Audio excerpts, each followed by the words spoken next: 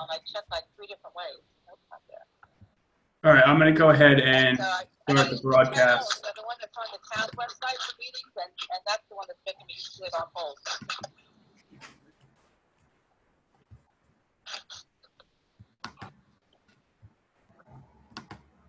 All right, we are now broadcasting, so I thought that Michelle could join now because I did start the meeting officially. Try again, Michelle. Try the town one again? Try that one again, and if that doesn't work, then we'll resend it to you directly. Okay, because I don't see anything in my email. And Yeah. Zoom meeting, open link.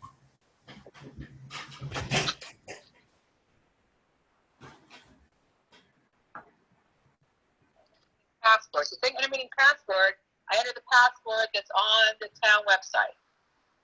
Oh, Is that correct? you shouldn't have to do that. You should just be able to click it. Hold on. Okay, I know. I'm telling you what's happening. I know what's supposed to happen, Larry. I'm telling you what is happening. Well,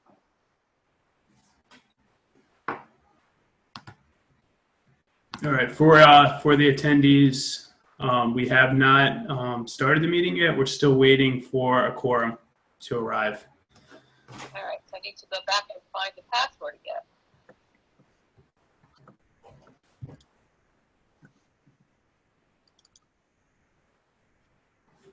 Okay, let's see. I'll try that again.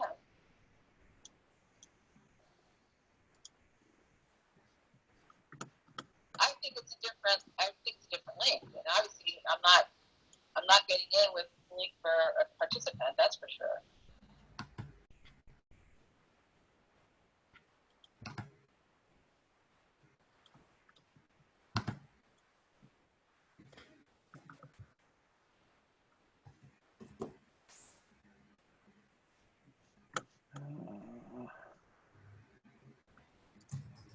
Okay, I'm trying it again.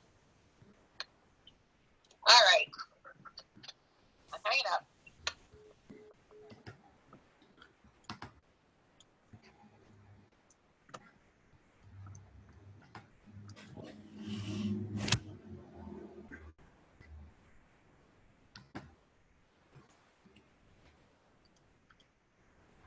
Michelle, you're muted if you're trying to talk. you There got we it? go. Can you hear me now? There we go. Yeah. Yes, we can. I heard me when I was on the phone before. All right. All right. Well, we have a quorum, but hey, Bruce, maybe we could fire off an email to the other members while I'm reading the introduction. Yeah, because I never got an email. I had to go onto the town site and hunt it down that way.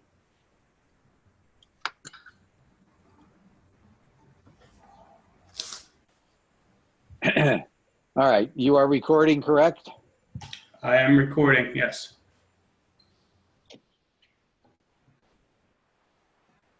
It says there's 9 participants, but I don't see 9 participants. Yeah, we have 4 attendees right now and 5 panelists. Okay. All right. This meeting of the Conservation Commission is now engaged at 5:05 with 4 members. We'll get to that in a second. To meet the requirement of a interactive online meeting, we'll be doing this in a webinar forecast through Zoom. The chairman of the commission is Larry Dunn. The host of the webinar is planning staff. Anyone speaking should state their names prior to speaking each time. The panelists in this webinar will be the commission members and planning staff. Panelists who would like to comment on an item should indicate such by using an icon to raise the hand at the bottom of the screen. After a panelist raises their hand, they will be able to comment one at a time when called upon by the chairman. Panelists should mute their microphones until called upon. To make a motion or second a motion, commission members can raise a hand to be acknowledged by the host or chair. To vote on a motion, commission members will be called upon individually by the chair to vote. The public can participate in the meeting during the public communications agenda item only. The public will be asked to raise their hands during the public communications if they want to speak, and using the icon raise hand at the bottom of the screen. The public will be called upon by the host one at a time and will be able to speak during this time. Attendees must identify themselves before speaking. Attendees can also submit any comments in writing to the planning department after the meeting for consideration on any item discussed tonight. Having said that, while I was reading that, I saw Christine Pope, something came up from her as a note. I thought, let's give me a second here. Kristen and Ann too, are you available for short conversation? I need a link resend for the meeting. Ann is both. Oh, there's Ann. Yeah, I got it. Now, Kristen needs it as well. So, forward. Okay.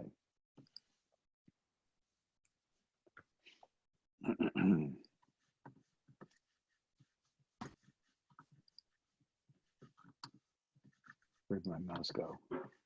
Oh, great. There it is.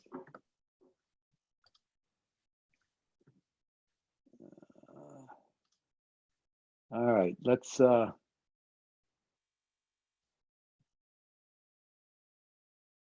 go down. Well, I'll give one more second, I guess.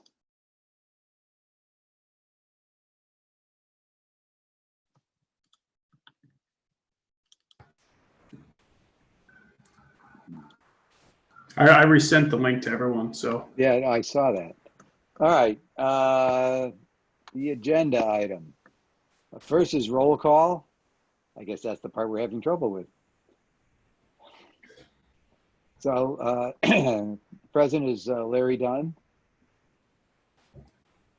Tom.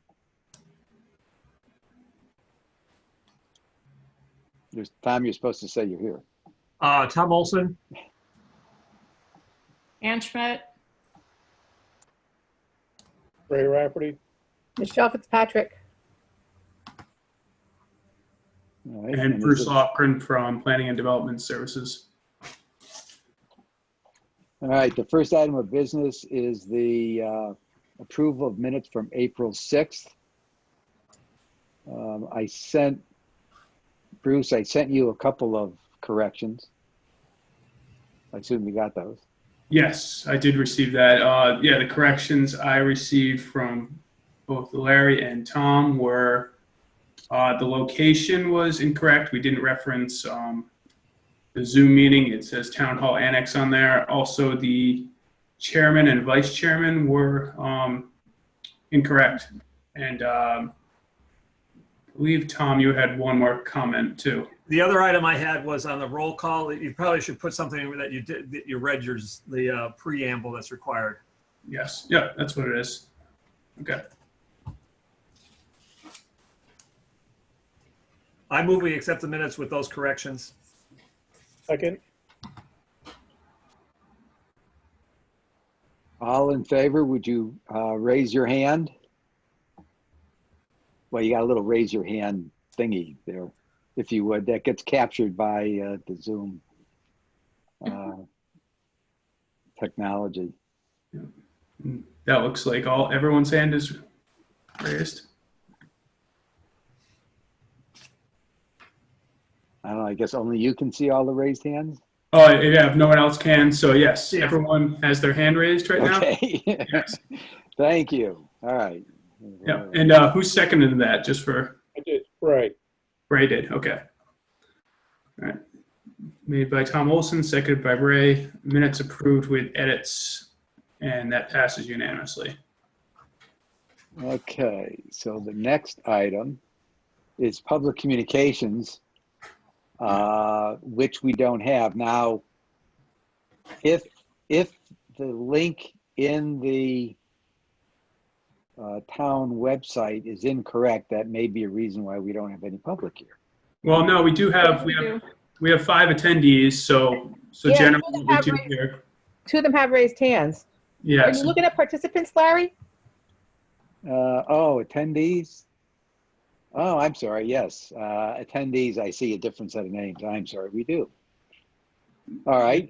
So this is the opportunity for that. So Bruce, I think you have to manage it with having them raise their hand.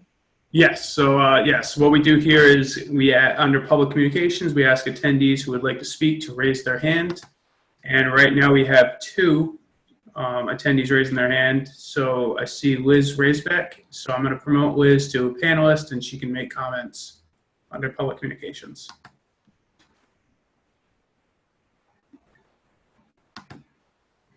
And Liz is promoted but muted right now. So she would have to unmute herself because I don't think I can. Unmute. There. Now can you hear me? Yes, we can. Okay, wait, video. Okay, I am. There we Hello, go. everybody.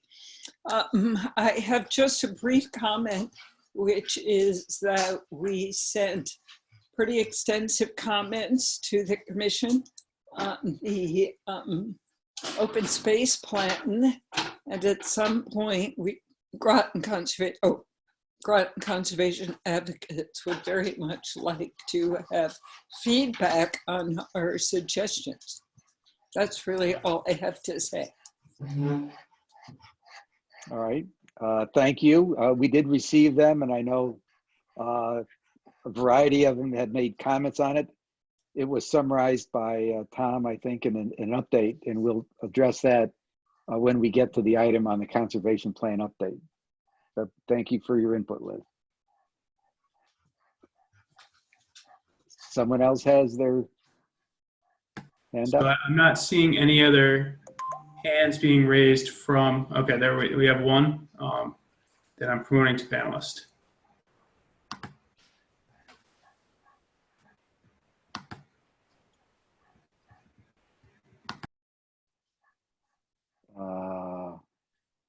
I guess See me or hear me? You got to admit me to the meeting. Yep, we hear you. Okay, so yeah, I've been sitting here trying to get you to, okay. Yeah, I was just sitting here in the dark for a long time. I don't know why. And Anne's the same. We just got our link, so she's trying to get on too. So just whoever's in charge has to admit her to the meeting. No, Anne's in. Would you please state your name for the record? Who, me? Yes. Kristen Estante. I'm a Thank panelist. you. I'm on the commission. Yes. I didn't have anything to say. I'm just trying to find out if you guys had me in or not. We did not have you in. You are now added to the roll. Thank you. Thank you. Okay. Tom Olson has his hand up, Bruce.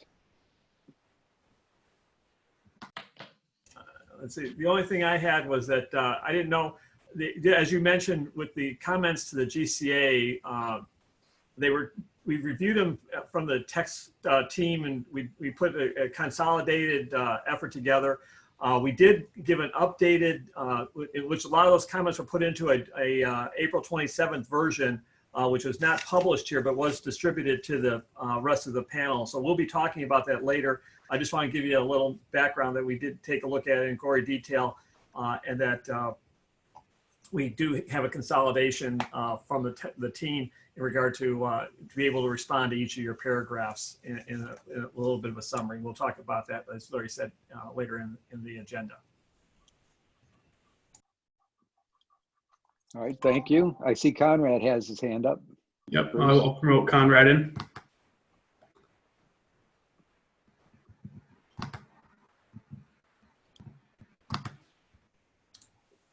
Hello, I don't have anything to say either. I just want to say hello and tell you all I'm happy to see you. Hi, Conrad. That's what's that fuzz, Larry? What's that fuzz, Yeah, Conrad? I can't afford razors, so. Thank you for joining us. All right, we've had a little, I think that's all the, so we'll close public communications, Bruce? Yes, I'm not seeing any other hands, so yep. All right, okay, we had a little rocky start here, guys, so let's see if we can pick up the pace and get to something substantive. There we go. Hi, Michelle. So, Hi, Ann. Hi, Tom. Hi, Bray. Hi, Liz. are you finished, Christine? Yes, I'm finished. Okay. For the next item of business is Trails Day 2020. Unfortunately, because of the COVID-19, is that, well, as you know, Earth Day, Trail, et cetera, has been canceled. But Trails Day, there is a virtual. Do you have that exhibit, Bruce? Or do I have to? I included it in the packets. Yes. Yeah, okay, there's a, hold on, let me get to it. There was a Trails Day newsletter. Oh man, that's hard to read. Mine is like all aqua with yellow printing. I can't even read it. Let me find a different version of it and see if I can find that. I think, Tom, you had sent one out as well. Yes, I'm myself, and I guess Bruce are the points of contact that are listed with the Connecticut Trails Council. They sent that they are going to do this all virtually. That what they're going to do is they're just going to be advertising our trail so that people can find out about it. There'll be a link and stuff, and they've asked us to put together a short video that would be attached to their. This is what they call a video postcard. I guess Bruce has got it up there finally. That they will use on their website to advertise for going to the Cop Farm on Saturday, June, whatever, 4th, 5th, whatever it is. And so that they've asked us to put this thing together in regard to, so we have to decide whether or not we want it. It's not required. It's an optional thing if you want to get involved.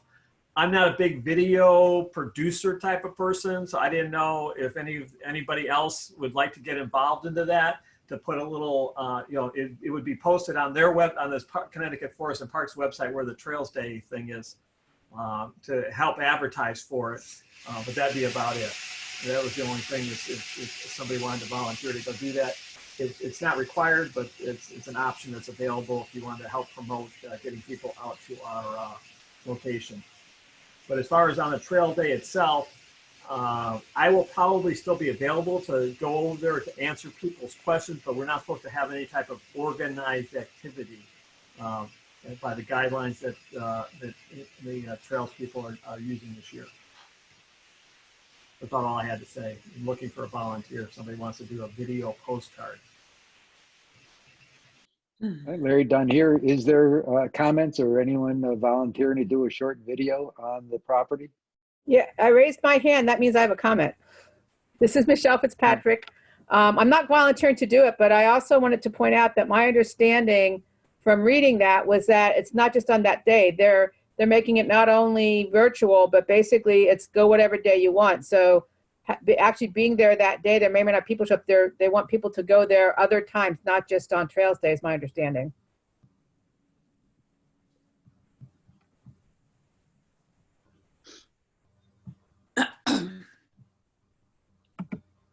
Any other comments? Could I comment, Kristen Distante?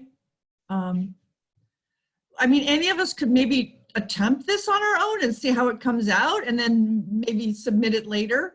I don't think any of us, this is necessarily in our wheelhouse, but we could all maybe try and give it a shot and just see what happens. Let's see, Friday, May 22nd, as Larry Dunn, is the submission date for a video. So I think what I'm hearing is no one is formally volunteering from a commission point of view, but if somebody wants to do it, they can, and they could do it through the CFPA website that you see on the screen, or that is there. So I guess with that,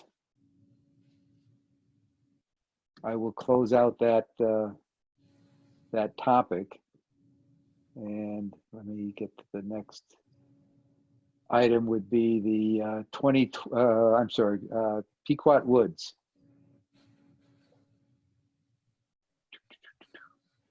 I have a question to the commission. I honestly don't recall the topic under Pequot Woods that we're going to discuss.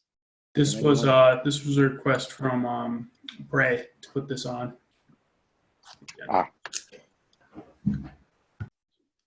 Should I raise my hand? No, Bray, you have the floor. Okay, Ray Rafferty. Just wanted to report that I'm on the chair of the Pequot Board of Trustees overseeing Pequot Woods. And we meet once a year. We just met the last of April, Saturday morning, and we actually met on site. There were 8 members of the trustees, Board of Trustees for Pequot Woods present. We were all equally distant, 6 or more feet, took up the whole parking lot, all 9 of us, as well as Mark Berry, who's Parks and Rec Director. And we basically, the group oversees the particular stewardship of Pequot Woods. And overall, the Parks Department has done a great job of trying to keep back the growth that comes in on the trail over the course of the year.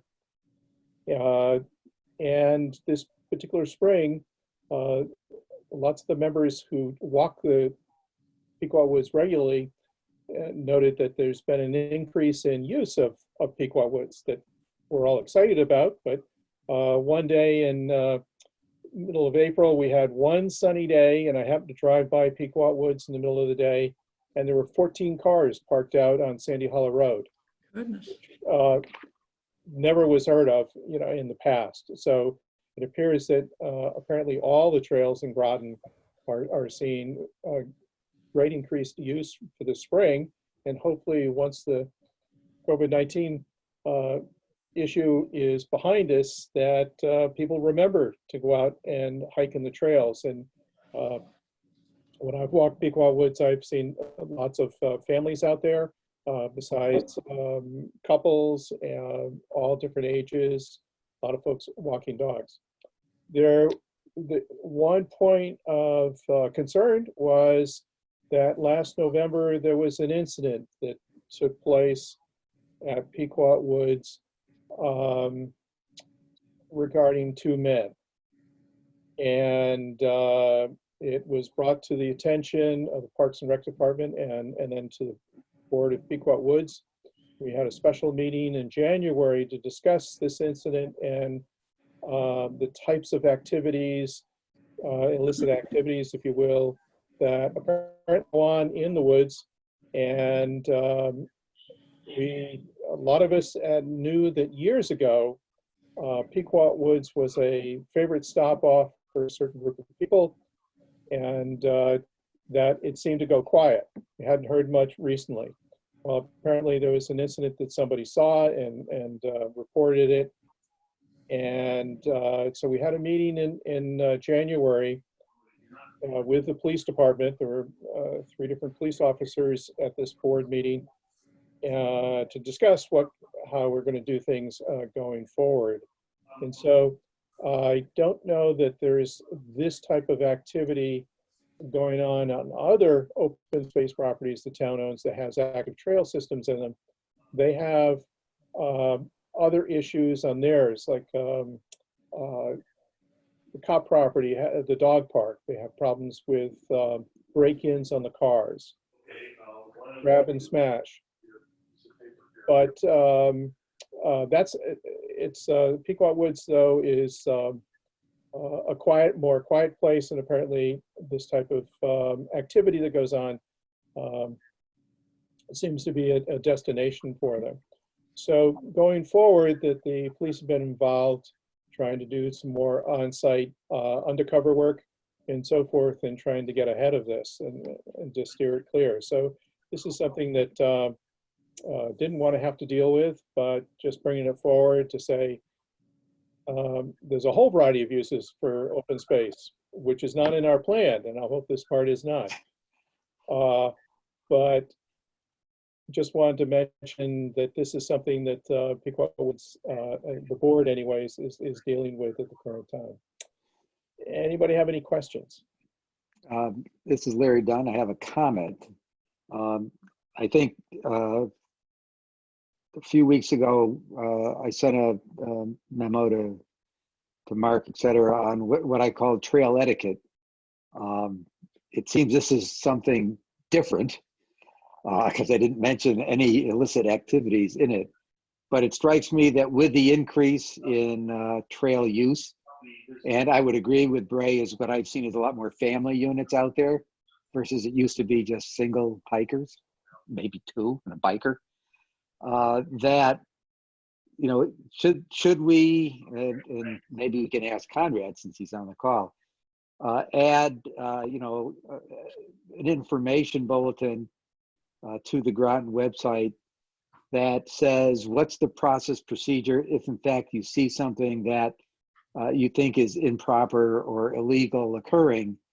You know, is that a call at 911? Is there, you know, what's the right process? Was that discussed, Bray? No, not officially.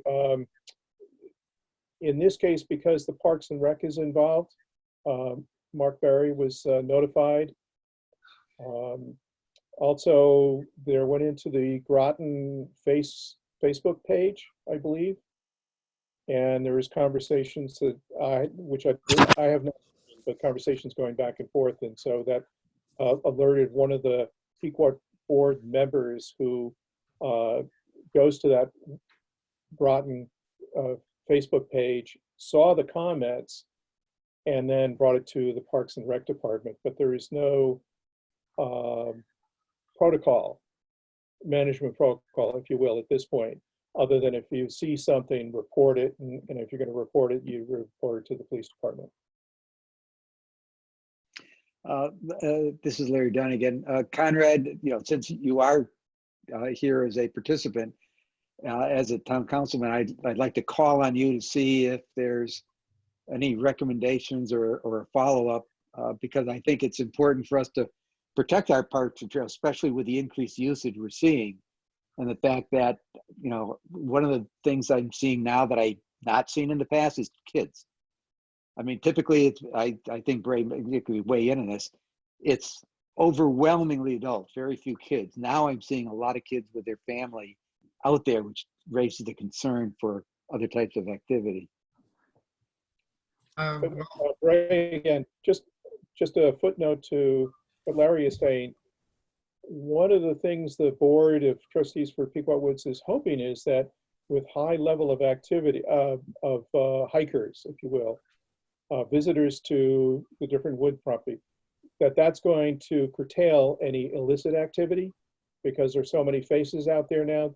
There's so many different parts of the woods, and Pequot Woods has a main loop trail that lots of people just favor that, but there's some side trails that I took just to see what was going on, and I was surprised how many families were using those. So I think the greater the activity level on the woods trails, the less apt that people are going to be can find a quiet spot, and hopefully that's going to cut back on the kinds of activities that have been a problem in the past, when there were far fewer people out there. Fair point. Larry Dunn again. Conrad, did you want to weigh in? Yeah, I'll weigh in the sense that we should put a number out there for who should be called if there's an issue on the trail. That would be a good idea. But as some of you may know, I pick up trash in my spare time sometimes, and when I've gone out to Bluff Point, if you go 5 feet off the trail on either side, you find cans and bottles. If you go 10 feet off the trail on either side, you find clothes. So I think it probably happens a lot more than you might expect. And I don't think having people around would dissuade others from doing it. Just maybe knowing that it's an issue, letting people know that it's an issue in some way that's obviously some sort of discreet way to say it, might be an approach. All right, thank you. This is Larry down here. Hey, Bruce, would it be appropriate to have you reach out to Mark Berry with a concern that's been broached through the Conservation Commission, that there are a variety of activities that shouldn't be happening, and provide whether he thinks it ought to be 911 or whether there should be a Parks and Recs number to call would be in his discretion to be public out there on the town the site. Yeah, I can reach out to Mark Berry on that and get his advice on what number to call. It may also be the police department as well, but reaching out to Mark Berry and expressing that concern would be a good start, and I can do that. All right, thank you. Yeah, we also Tom Olson also has his hand up.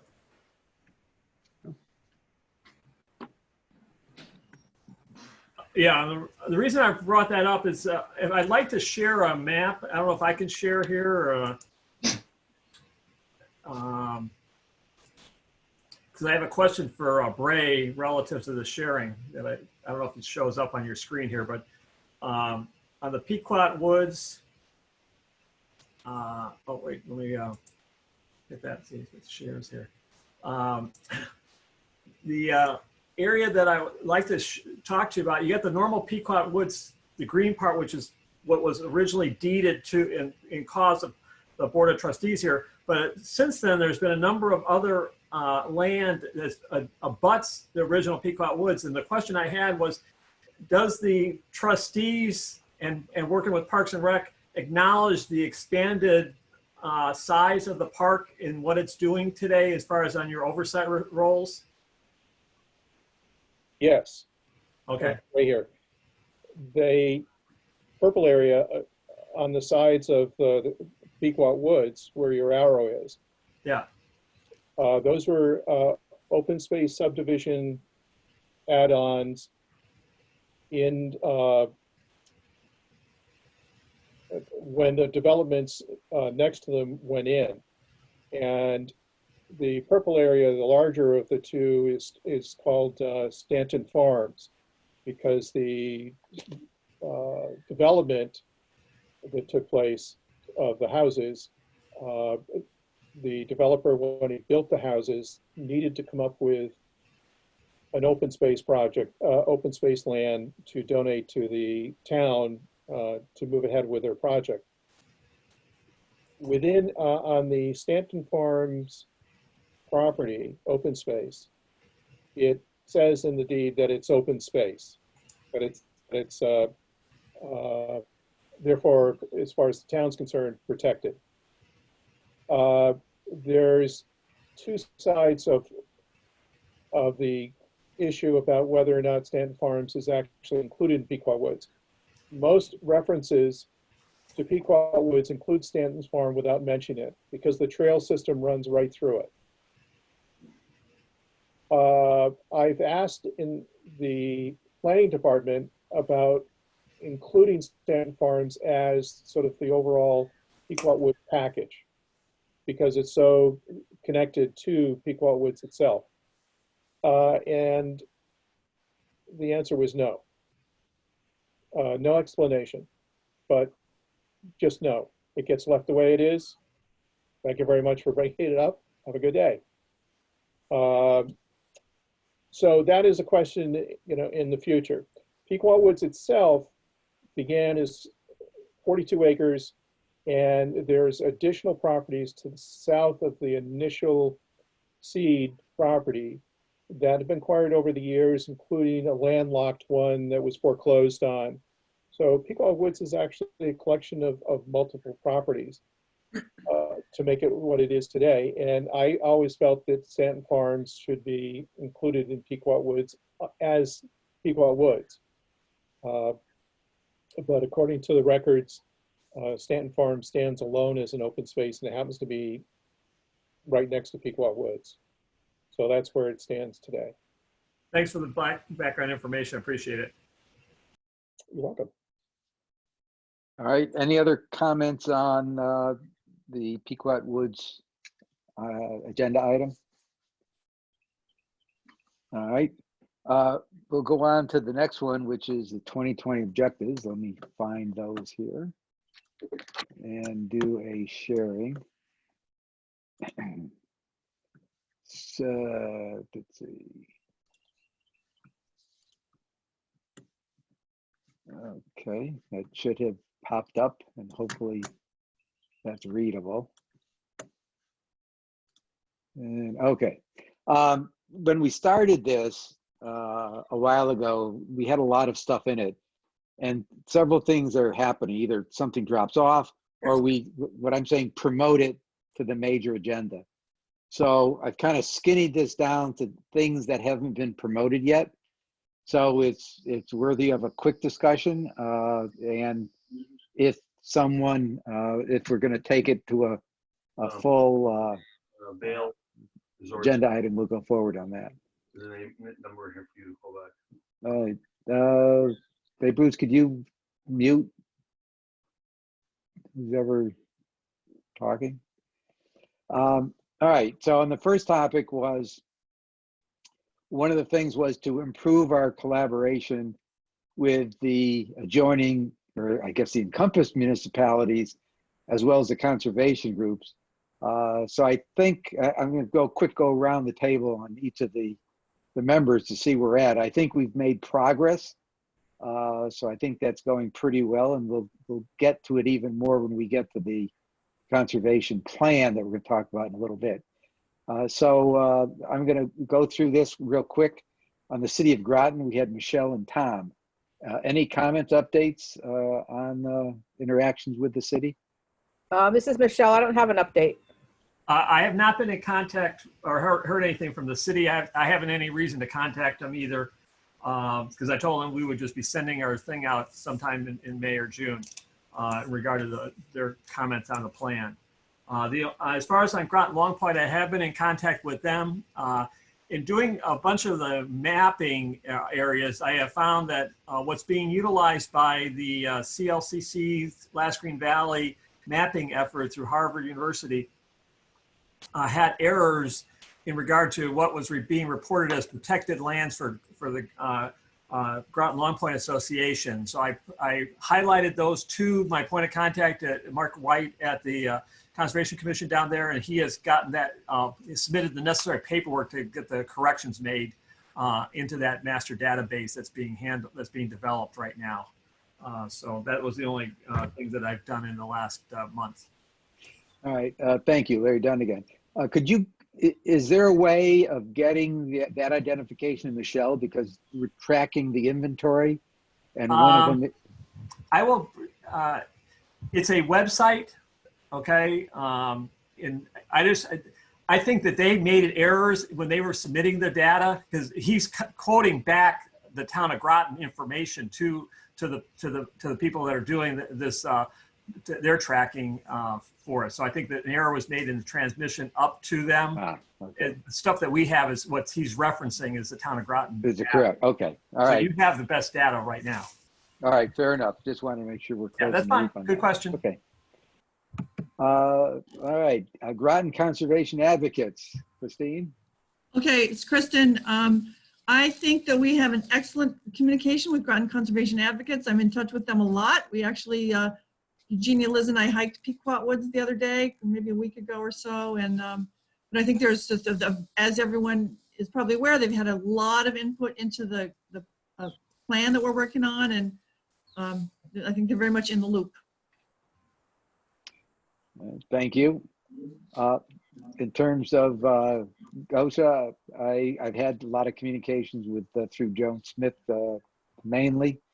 And again, very similar, we're kind of tracking along, and I think the next major interaction is going to be on the plan itself. Avalonia, Bray? Right now, Conservation Commission has a good rapport with Avalonia. We just looked at a piece of property in Noank, Avalonia did, and decided not to go ahead and acquire it. So that's about where we are at the moment. All right, thank you. Next item was filling a vacancy. I know that everyone has gotten distracted a little bit. Any candidates from the commission members? Okay. Acquired targeted parcels. I think that's been put on hold, but there was supposed to be a 6-1 grant submission. and we were going to get involved, but quite frankly, I think with the COVID-19, things kind of got put on the back burner. Bruce, can I ask for you to validate that in fact is the case, that that's on the back burner? Because there was a 6/1 submission date. Yeah, Bruce Lofgren here. I can, I don't know the answer to that, but I can reach out and get an answer to all the members. All right. I mean, it wouldn't surprise me if it's like, guys, it's not high on our priority list, but it'd be, if it is something still going on, then I would expect to work with the planning department on that grant submission. All right, a follow on for plastics again. That kind of got, I guess, put on hold to some degree. I have not heard any update from the business community. Unfortunately, the business community is pretty much shut down. So I think that one is going to have to say a TBD unless someone wants to make a comment or a point on that one. Yep. I make a comment, Kristen. There was all that talk about perhaps postponing or delaying the implementation of the ordinance. I don't know the status of that. I haven't heard anything about it, but rolling it out like in June or July, or postponing it 3 to 6 months. Bruce, do you know the status of that by any chance? There hasn't been, and I mean, there's been some discussion about postponing it, just amongst other people in the planning department, but we haven't gotten any direction to do that yet. But July 7th is quickly coming up here. Restaurants are already hurting. We were supposed to have an economic development kind of educational forum on how businesses can what this ordinance regulates, what businesses need to do to adapt to it, the fee schedule and everything like that. But that was supposed to be in late March, and it was canceled and delayed and has not been rescheduled. I don't have any concrete answer right now, but it's as we're getting closer to July, I think it's more and more likely that it may have to have some kind of delay. And I don't know how that's going to look, but I would think any delay would kind of have an end point. So if it was delayed, maybe another 6 months or something like that, just to give businesses a little more time to learn about it, have our economic development staff kind of do some more public outreach and, really give people more time to adapt to this ordinance, because they're, restaurants are really just trying to figure out how they can even open right now. Yeah, I agree. I mean, comments from the rest of the commission, I think, would be worthwhile to understand our viewpoint on a delay. Could I just say, didn't we, either at the last meeting or the prior meeting, didn't we state that we would be supportive of a delay based on these circumstances? Was that not ever communicated to Patrice or the council? That we felt that it would be a reasonable thing to do to delay 3 to 6 months the implementation? I don't believe so, Bruce. The only recollection I have of that conversation was through public communications. I think it was either Liz or Eugenia made a comment that kind of said, I don't know if they it never came from the commission, a formal recommendation to the town council on your stance on that. It might be something you might want to consider. I don't know if we need to do it tonight or next month, but you could consider making an official memorandum, and I could send it up to the council. But yeah, so far it's just been through discussion through public communications. Comments? Can I just make a quick comment that from my observations, they are not going, grocery stores like Stop and Shop or Big Y just want to put your stuff in their plastic bags. They don't want any recyclable bags around them. And I've also noticed one particular restaurant that is doing takeout at the door. They've already switched their bags to a different type of bag since we had this ordinance discussion this past winter. So make themselves legal, if you will. So all the takeouts now are in a different type of bag, which is great to see. So to impose this thing in early July, I think it's just it's the wrong time to start it, I think. So I agree with a delay. And can I say this, Kristen? My concern was that businesses, we were giving them time. We were giving them 6 months between the passage of the ordinance to the implementation in order to use up their stock and prepare. And a lot of businesses aren't doing any business, so they have not had the opportunity to use up their stock. So I think it might be good for us to be a little bit proactive on it. Help out the town council, because they're going to take the heat. If we are a little proactive on some kind of statement recommendation, then we can be sensitive to the needs of the businesses, but still keep this thing from getting somehow killed by a backlash. Other comments? From Tom Olson, I'm supportive of giving this as much slack as possible, but I believe it would have to go through the town council. And as far as from a conservation aspect of it, I think we don't give in and says repeal it. We just say delay it. Absolutely. My concern is if we don't give a little slack, there might be a backlash, and then we'll be back fighting the whole thing out again. But it might be nice to support the town council, and just as a recommendation, we're not in the position to change the rule. I think they have the authority to change the date or postpone the implementation. We can't even do that. We could just say that we think it is a good idea. Yeah, and that's correct. Bruce Lofgren here. That's correct.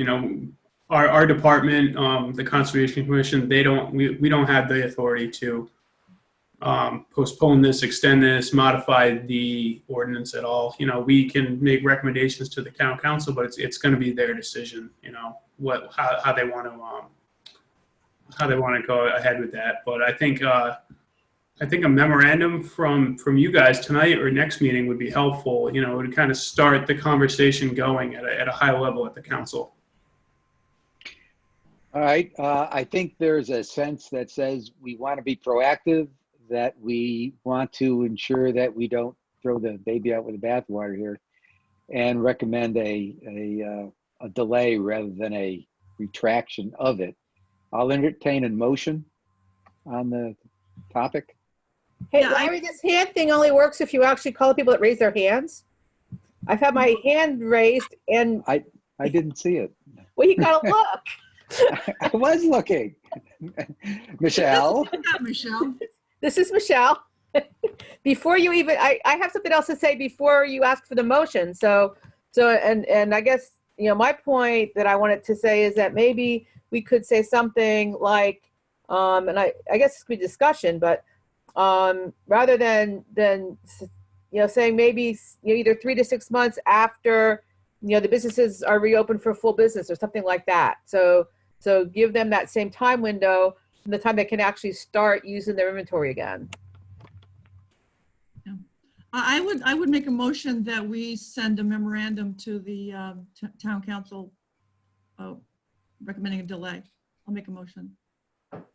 Could you be specific? Right here, do you want to put a time limit on it? Like 3 months, 6 months? I would say 3 to 6 months at the discretion of the town council, that we would just be supportive of a delay, but, and we could word it something like, in light of the change of circumstances brought about by COVID-19, the Conservation Commission recognizes the difficulty for businesses implementing this new ordinance, and we would support a postponement of 3 to 6 months for implementation of the ordinance. Something to that effect. I'll second it. Now that we're in discussion, as Tom Olson, the only thing that there is a timeliness issue here, that tomorrow is a town council meeting where you can get public input. I would just recommend that we amend the motion to have both a written statement as well as a verbal statement from the commission here being made at the next town council meeting on the 5th of May. Yeah, point of order, Bruce. When I read through that, and I'll look it up again, it was a TV one only. I didn't see a mechanism to get comments in. Did I read that incorrectly? I'm not sure. Is it a council meeting or a committee of the whole meeting? Which one is tomorrow night? I I'm- have it as tomorrow night as a council meeting. Let's ask Conrad, is he still there or is he just pretending? Yeah, he'd be the best if you can answer. See if he's there, unmute him. I'm here. I'm listening. Tomorrow night is a council meeting, so there is public comment. Is that what you're asking? Yeah, I'm looking at the agenda and I don't see public, oh, wait a minute, public hearings. There's a public hearing. I don't see something for public comment in the agenda. Oh, I apologize. I glanced over that part of the agenda, but it should be there. That's, No, yeah. I'm looking at the agenda here. This is Tom Olson again on item receipt of in section 5, receipt of citizens petitions, comments, and concerns. That would be the place where Yep, we would that's it. make a positive statement. And to do that, normally you have to send in an email ahead of time. And it could be the short oversight of what we're approving here. But I'm just saying from a timeliness and execution that it should be a double thing. We put your memorandum together and get that in by noon tomorrow or something and be able to verbally express the concerns at tomorrow night's meeting. So that would be an amendment to the motion on the table, Tom? I was just amending Kristen's, because she said develop a memorandum. I'm saying develop a memorandum and present it at the 5-5 town council meeting. But you're muted, Kristen. Kristen, hold on. I was gonna say, develop it now. Just we'll bang it out. It doesn't have to be more than about 2 sentences, like I said before. Forward it but via email, and if anybody's planning to attend that meeting or wants to pop into it, to share it with the council. We're here just to, sorry, Pray here. We're, at this point, we're to vote on the memorandum, and then what Tom brought up is that we should move on the memorandum very quickly so that it can go to the council for tomorrow night. So that's sort of 2 different issues. So if we vote on the memorandum to send to the council, then we have something to send to the council. And then how do we actually do it or when we do it? That's the next conversation.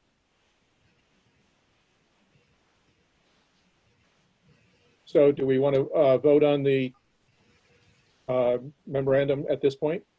Well, I think it's up to Kristen because there was a amendment to the motion by Tom. If Kristen declines to agree with that, then we go back Oh, that's to the fine. original motion. That's fine with me. All right, so the addition says we got to act together and get it tomorrow to the town council, right? I think that's the nub of it. Right. All right, any other discussion? Because otherwise I'll call it to a vote. Says Michelle, can you tell us what we're actually voting on? Like, give us the whole motion? Somebody? Bruce, do you have that, or whoops, you put yourself on mute there. Bruce? Do I have the motion? Yeah. Well, I mean, I don't have it verbatim, but in general sense that the motion is to send a memorandum in writing and both verbally at tomorrow's town council meeting. And the memorandum would read, in light of COVID-19, the commission supports the postponement of the plastic ordinance of 3 to 6 months at the discretion of the town council.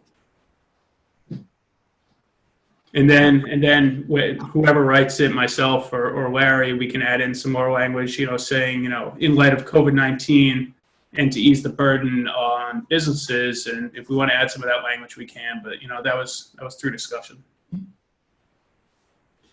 All right, any further discussion? All right, let's go for a vote. Tom? Oh, Yeah. I guess we raise our hands here, right?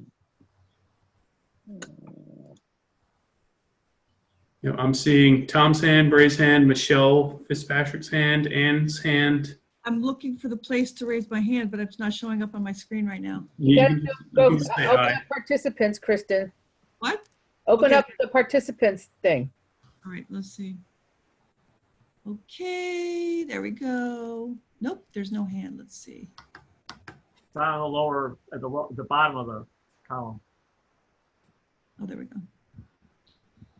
Hey, she found it. There we go, 5 hands. You told me that All 10 right. times last time, Michelle, And- too. I'll add mine to it because you made me the co-host, so I don't get to raise my hand other than actual. All right, motion passes unanimously.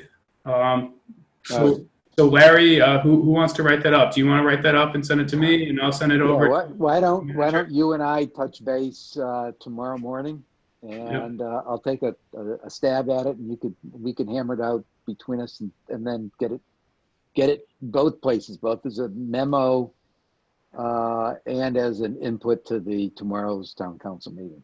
Is anyone planning to be at that meeting tomorrow? Well, it's online, so I was planning on, I guess, listening in. So, You can present it. well, depending on how they run the meeting, we'll see. All right. But I think last time they just read whatever I had put in, and that was it, which is fine, I guess. It's just as long as our point gets addressed and raised. All right. All right. That was a good discussion. Let's see let me get that out of the way. Let's see. So that was plastics. Tree management, tree advisory. I guess that's looking for anyone to raise their hand to comment on that. Otherwise, I wanted to get to the plan itself. All right, nothing. Climate change impact. Anne, was there any update you wanted to make to that? I'm still kind of working on that. Probably try and get something in the next month or two is kind of what I'm aiming. All right, there's a lot of information that's now in the conservation plan that wasn't there when we started. Right. So am I correct in the assumption that that's kind of the focal point of where things are going to wind up? I think it could. I mean, yeah, so I did submit a piece for that already, but I think we might want to consider some additional aspects. Maybe I could present some ideas and get feedback on exactly what people might want next time. All right. Bruce, would you capture that as an agenda item for next month? Yes. Thank you. That would be helpful. Thank you. All right.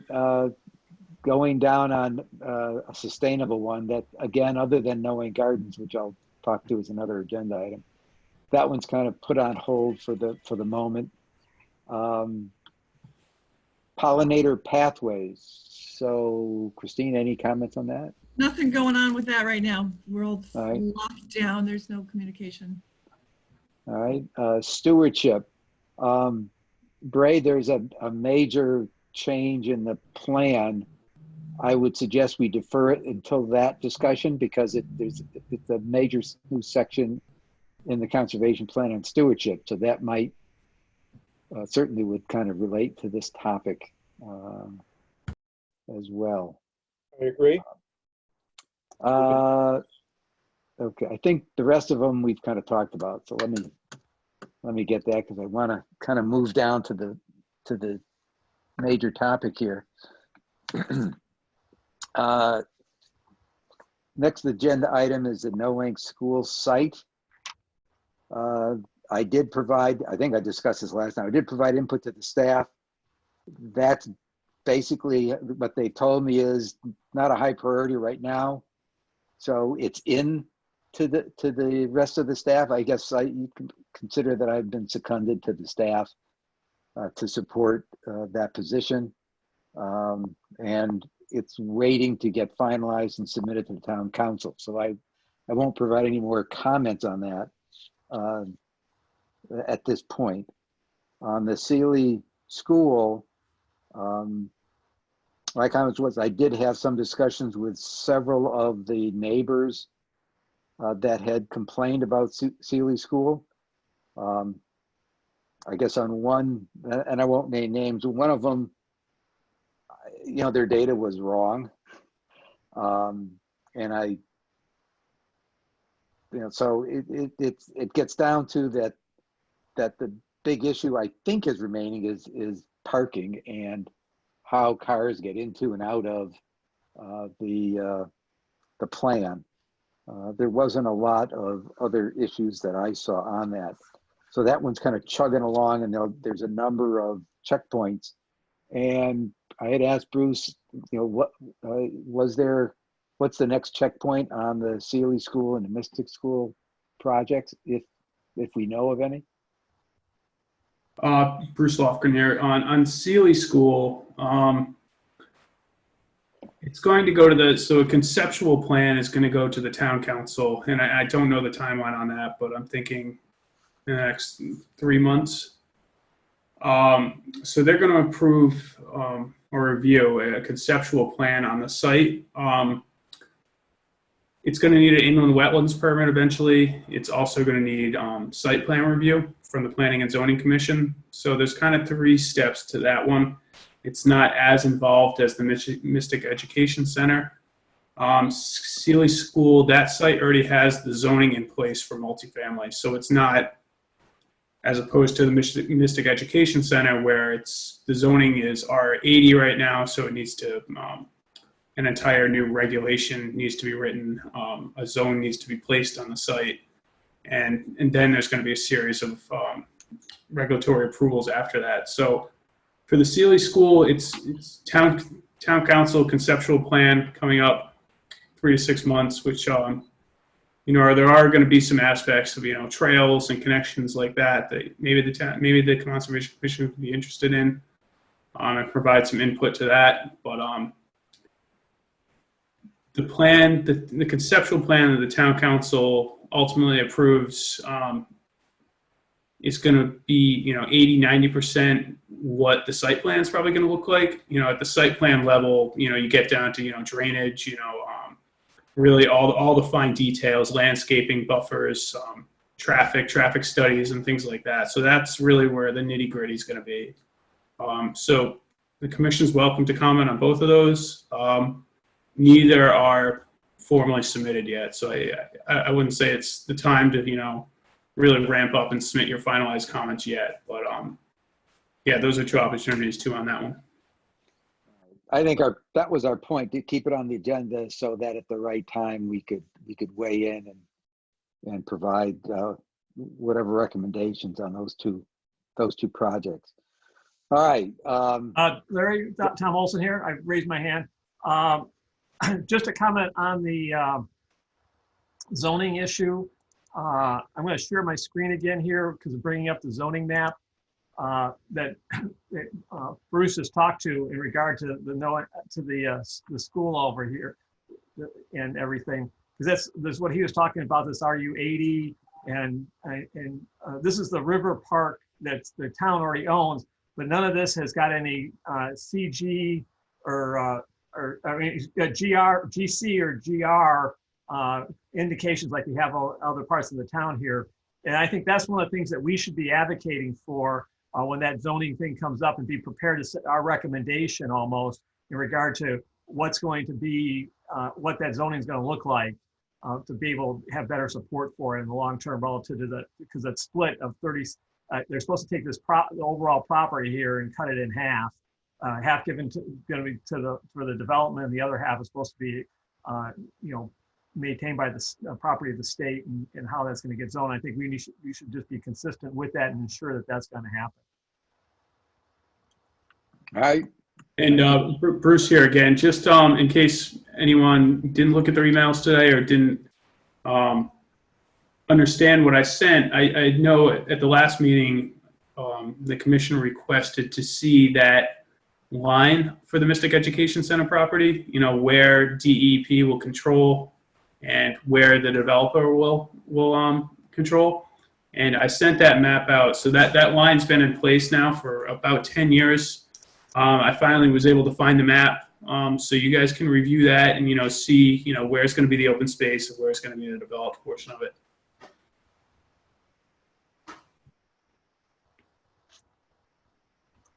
All right. Okay, now to our favorite topic. Oh, and had her hand raised. I don't know if she wanted to speak on the other one. You're on mute, Ann. Mute me. Okay. Am I unmuted? Yeah. Hi, this is Ann Schmidt here. Bruce, I actually did have a question on the map that you sent out. It was a little confusing. So are the parcels that you have highlighted the ones that will be open space? Like yes. So A, B. Yeah, those are the open space parcels. Okay. Yeah. And the buildings would be, I did finally have a chance to take a drive out there. And so the buildings are in between those two parcels. So would we be able to influence on like connecting some of these parcels as well? Yeah, like a trail system type of thing, or yeah, a trail or something between parcel A and B, and then down maybe to D. Can I comment here? This is Bray. Oh, hi, Bray.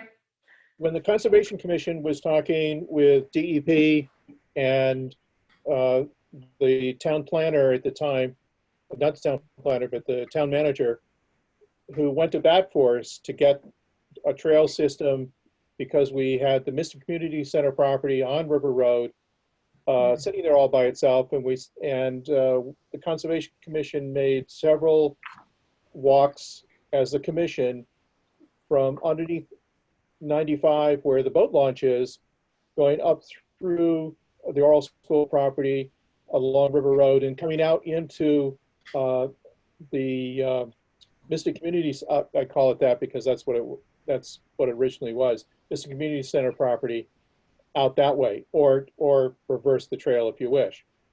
And what I'm hoping is that what Bruce has passed on to us is the actual areas the state has set aside as open space, but also that space in which we can build or propose a trail system. So there's already a trail system proposal in the past. So it's not like we're breaking new ground. Right. The question was, once I've identified what was DEP going to take over from that property, and then what would be the best area for the trail, because there's some areas that are very difficult to get through. We haven't visited that problem yet of putting a trail through in the last 10 years, I would say. And so a lot is undergrowth is either grown or died back. But I think that's on the table. Okay, that sounds good. All right, so I think we'll have some time to go after that. All right, I think we had a number of questions that have been teed up on the conservation plan. Why don't we start with the text subcommittee, so I will turn it over to Tom and go through a quick status and the 4 questions for today. Okay. And just bringing up my questions here that were in the packet today. Does the commission agree with changing the goals to objectives that are in section 1.5? So let me bring that up here as far as the sharing. One of the things that this kind of goes back to when we were taking a look at how we were responding to some of the comments that were coming from the GCA, and we started taking a look at the word goals. Is really goals the appropriate thing that we should be doing? So we came up and said, wait, these are more like objectives. And so we retooled the text in here to talk to open space objectives for Groton rather than goals, because goals looks like you're going to reach something on a specific date or time. Objectives are just the way we want to be pushing ourselves. And so that's how we basically took and retooled this and got rid of the goals and made them objectives. And then, and still keeping the same 10 items that we had talked and voted on in the past without any prioritization, because and also by taking, because we took the words priority and the whole comments about that there's no need for priorities because these are all equal objectives. And so that's why we retooled it that way. So we wanted to get kind of just a verbal concurrence from everyone that going in this direction is probably more appropriate in regard to how we're going forward in the text. That was the first question that we had. So just looking for any kind of feedback on that comment. Can I have this is Bray. Can I throw a quick question at you? Sure. Number 2, what is highest visibility? What does that mean?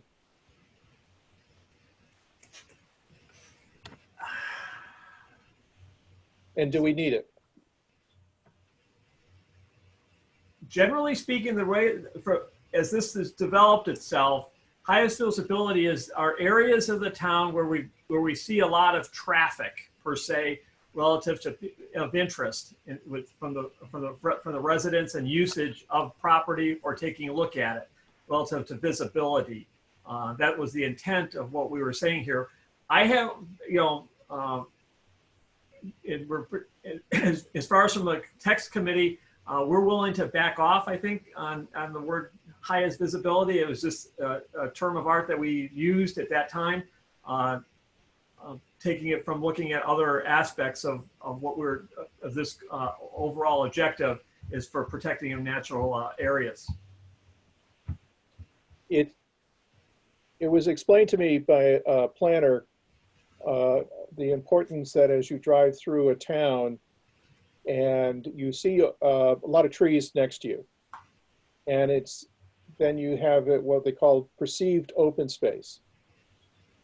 And the question on the floor from the planner was, is that perceived open space part of your the Conservation Commission open space plan, or is it just in private hands, unprotected, versus being protected, visible open space? So it was an interesting concept, but in the past on the Conservation Commission, we never really teased it apart. So it's interesting that you've put this up here, but when I was reading it the other day, it was a little awkward. I didn't quite know what that meant, that if it looked like you could really see it from your car, then it ought to be protected. And I don't think that's what we were saying. I appreciate your background insight on this, because this I think you bring up a lot of good points here. As far as from how we want to protect natural areas, I can see where you're saying that just because you can see it doesn't mean that it must be protected, because it's good for people, but not necessarily for wildlife and resources relative to water purity and that type of stuff. So highest availability is I have no problem scratching that. But I think that's where the term of art came in that we utilized here. Relative to natural beauty, but. Hey, Tom, Larry, I'm not sure that's what Bray meant. Because I also heard from the planning department that the impression people have when they visit the town, an open space being part of that perception, adds economic value to the town. So I don't think he said eliminate it. I think highest was the issue. Bray, could you comment on that? Raise my hand. Go ahead. Oh, I was just going to say, could we just, Kristen, could we just change the word to, instead of the highest visibility, just to high visibility? Because aesthetically, you do want to have visible open space, and I think visible open space makes it a nicer place. And if people are able to enjoy seeing open space, they may see the value of open space. I mean, so maybe just changing it to high visibility instead of the highest. And, because it's not excluding, it's saying and, which have other values, This is Michelle. I like that suggestion. Thank you, Michelle. Okay, I get it. Anybody else, any comments about any of the other objectives or the whole thing of moving them from goals to objectives? I think it's a good idea to move, this is Michelle again. I think it's a good idea because it makes it more, in some ways it makes it more meaningful. So I like it. Okay, thank you. I'll just keep the meeting moving here. I'll go on to the next question is, will be included in the final inventory in section 2.2 and appendix A is related to the definitions in section 1.2. So we got a lot of feedback in regard to the definitions that we really weren't talking, that we didn't put anything in regard to protected open space. So we've updated now to actually take out of the state green plan, put those definitions in here up front, because from your discussions last week or last month, the parcel or data team is taking a look at protected open space, get that definition from the state perspective in here. And so the question is from the text team is, what in the final inventory, are we going to be seeing a designation of protected spaces? Because right now the town doesn't have it in specifically laid out in any place. As far as from way I can tell from the open space map and that type of stuff, will your data that either goes into the section 2 or into the appendix have a column that says this is protected open space? This is Michelle. I will answer that, and this is a really good point, and it's made me think of it. So I just finished sorting all of the parcels, and this is another level. And I agree, Tom and text team. There are other ways we need to identify what parcel falls into what bucket, and so they're in one set of buckets now. But I think we do need to add another column that if we and at some point we're going to have to agree exactly which definitions and where they fit. So I also have I realized I still have to cross-reference that list, the inventory list, with what's the list of parcels that are in the text of the plan. So we're getting really close to that inventory, and I think probably by the next full meeting, we'll be ready to maybe have a really hardcore discussion about the items that are in the inventory.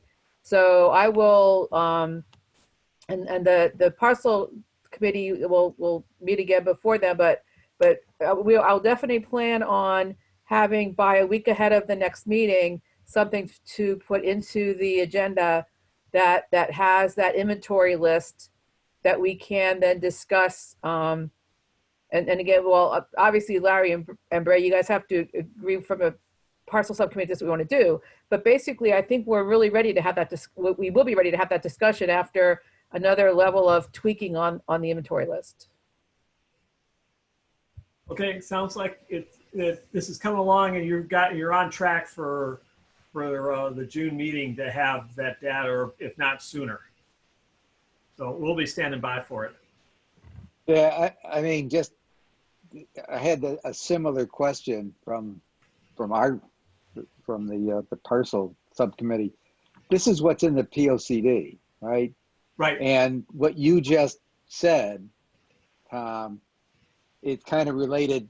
Dedicated open space is kind of parallels to preserved. I'm trying to remember which is which. Preserved open space and managed open space, I think, is protected, or the vice versa. It's hard to get a one-to-one correspondence from the POCD to how the state's handling it. That's one of the things that why we list all those different in the definitions are there, so that you have a better understanding of them, and then also for what's going to be in the part as far as what are we going to have in our inventory, and that's what why we added that in there so that at least from the discussion perspective, as far as for to the data team in regard to, as we try to stay coordinated here and in which way we're going. I think we're going to have to kind of somewhat walk away from this open space inventory, because this is my personal opinion is focused on Parks and Rec, okay? As far as on how they handle it relative, that's why you see such things, you know, as far as from management and facilities and that type of stuff. It's from a Park and Rec viewpoint rather than from a open space utilization. So that's why. Well, I guess my view on this is that we need to provide enough granularity so that if the planning department wants to update what you're seeing on your screen, they can extract the data from our inventory. Meanwhile, what you're proposing is something that we've been pushing is it's permanent, it's protected, you know, Right. and have it, our view of it. But the inventory probably should allow both views to be created. That's where I think, Michelle, that's kind of what I was thinking of. Does that make sense? Right. I think we'll have the spreadsheet will have a number of different columns, and you get, you know, checked if where you fit, and then how it gets presented will depend on which aspect of it you're interested in looking at. So the bigger spreadsheet's going to have a lot more of different kinds of detail, and we have to figure out what those details are. But we might have one column that, you know, state red designation, and then another column that's, you know, POCD designation or whatever. But we'll definitely we can use that spreadsheet to sort this out, especially for the bigger parcels. Maybe the smaller ones aren't quite as important, but just, you know. But yeah, at some point we can look at the property. I think if we look at the list of properties and then these definitions, it might make more sense to say, okay, well, this property, it means this for the state and this for the town, or, you know what I'm saying? To sort of have that kind of discussion. And I think we're really close to that discussion. Okay. So I think we just agreed, Michelle, but to have the base spreadsheet would allow a number of different cuts. Gonna have all of it, right? We need to Okay. have that spreadsheet take into account all the different perspectives. All right, so Tom, I think from the conservation plan point of view, you know, I think we should be able to provide the sort based upon the definitions that wind up from the text committee. Right. Okay. Is that That's fair. all right? Is that sufficient for today? That's or- sufficient for today. And, Okay. we can work with that. That helps All a right. lot. And so therefore, I guess, Michelle, we have to work for that and make sure we keep the granularity there to allow that to happen. Okay.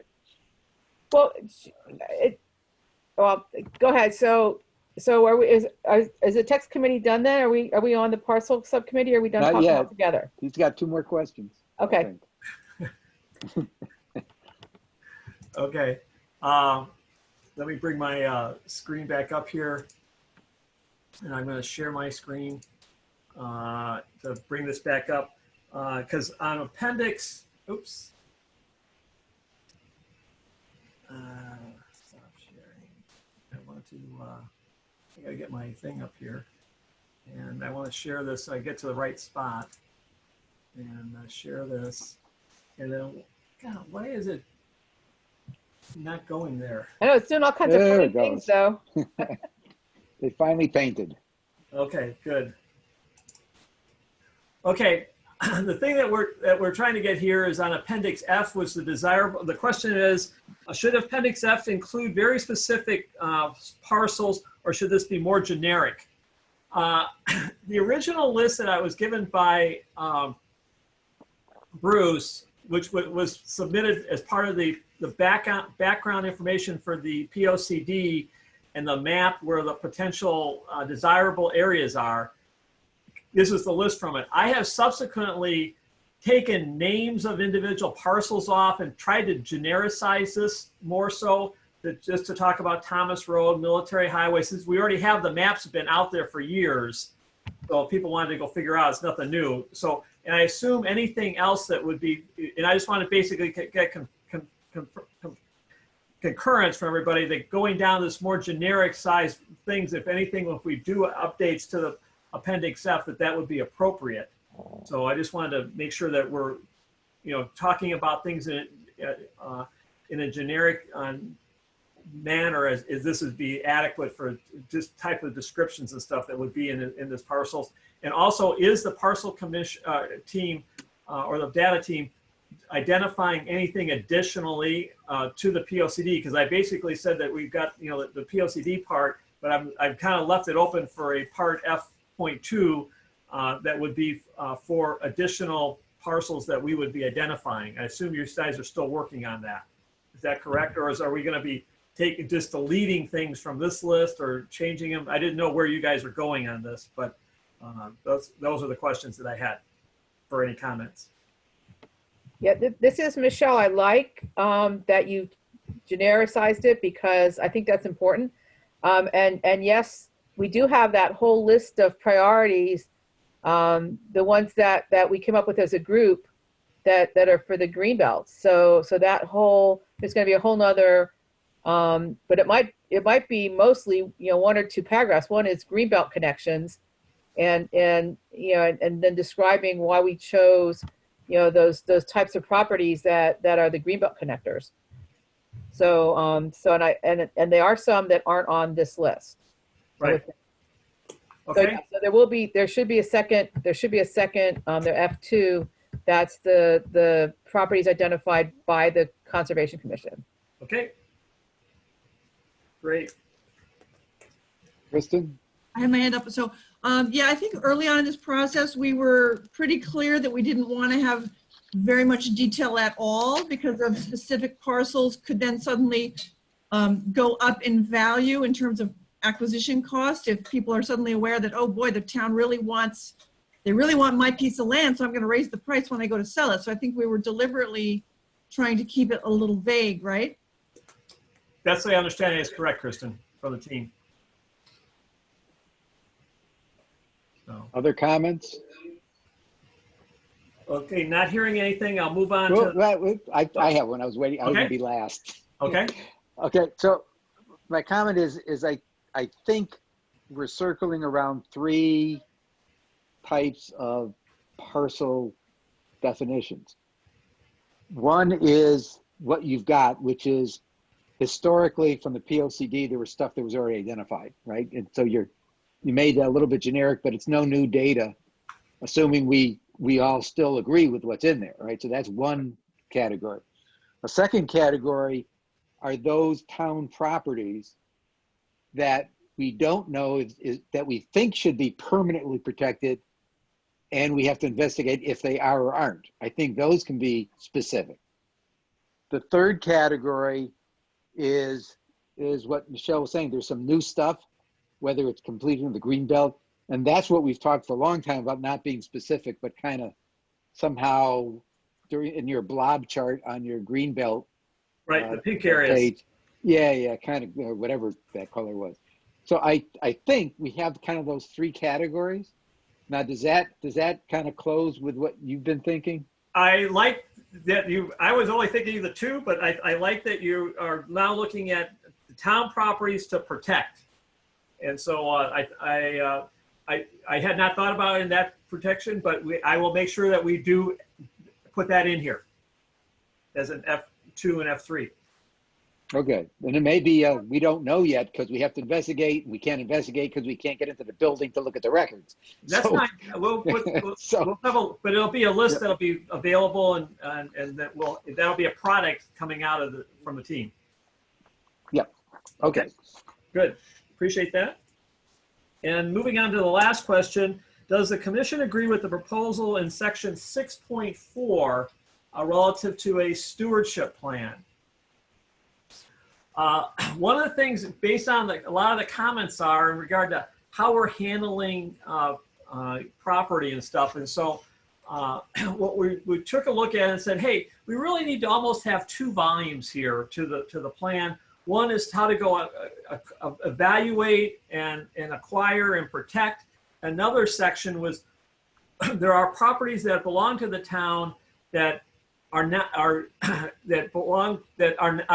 being handled or managed by Parks and Rec or Public Works. And so they fall on us essentially as the Conservation Commission. And so we need to identify those areas and put together a stewardship plan for that open space. And so what I developed, and this is what was sent out this morning by Bruce, is a draft of what an open space stewardship plan would look like. And I, basically it kind of outlines very similar to the acquisition plan here. And then what I did was, is added in and identified 5 general areas where I think that there's properties that are falling through the cracks, is how I would portray it right now, as open space that are greater than 10 acres. I'm not going to try to track every parcel in the town when you got some 0.101 acres and stuff, but greater than 10 acres, and that could be kind of put together, and to be able to put a stewardship plan together. And I inserted into that plan a sample stewardship plan from Groton Open Space that I had available from the sheep farm, which is probably one of the better ones that they've developed in regard to what goes into an open space plan that's professionally done. And so I provided that as far as just so you know what goes into a stewardship plan. And that's, whether or not we would develop those, or we would, how this would evolve over the next year. But this would be a goal for 2021 to issue the stewardship plan. And that part of that would be negotiating as far as on what's still not around. Should Parks and Rec be taking on more responsibilities? Should we be assigning something to Public Works, and so that to minimize our workload per se, and also to get better stewardship in regard to what Parks and Rec is doing? Because right now I think a lot of their focus is on those areas of the town that have facilities in them, and rightly so. But I know that they do things above and beyond. Just like my next door to me is the Crosswinds Open Space, and they come around and they've been mowing it for the last 15 years as an open space area for it has no facilities on it, but it's at least is being cared for. And that's the plan, and it's going to be mowed, okay? And it's a fairly straightforward open space plan. But that's a subdivision open space that is under the custody of Parks and Recs, and they're paying somebody to go do it. So there are town resources being applied to it.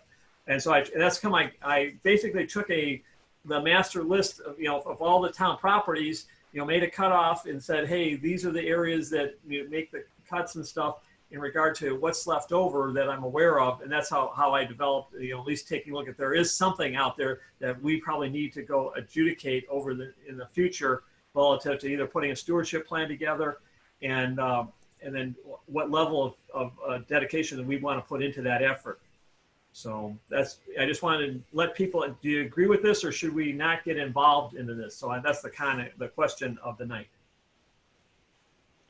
All right, Kristen, you had your hand up first. You're on mute.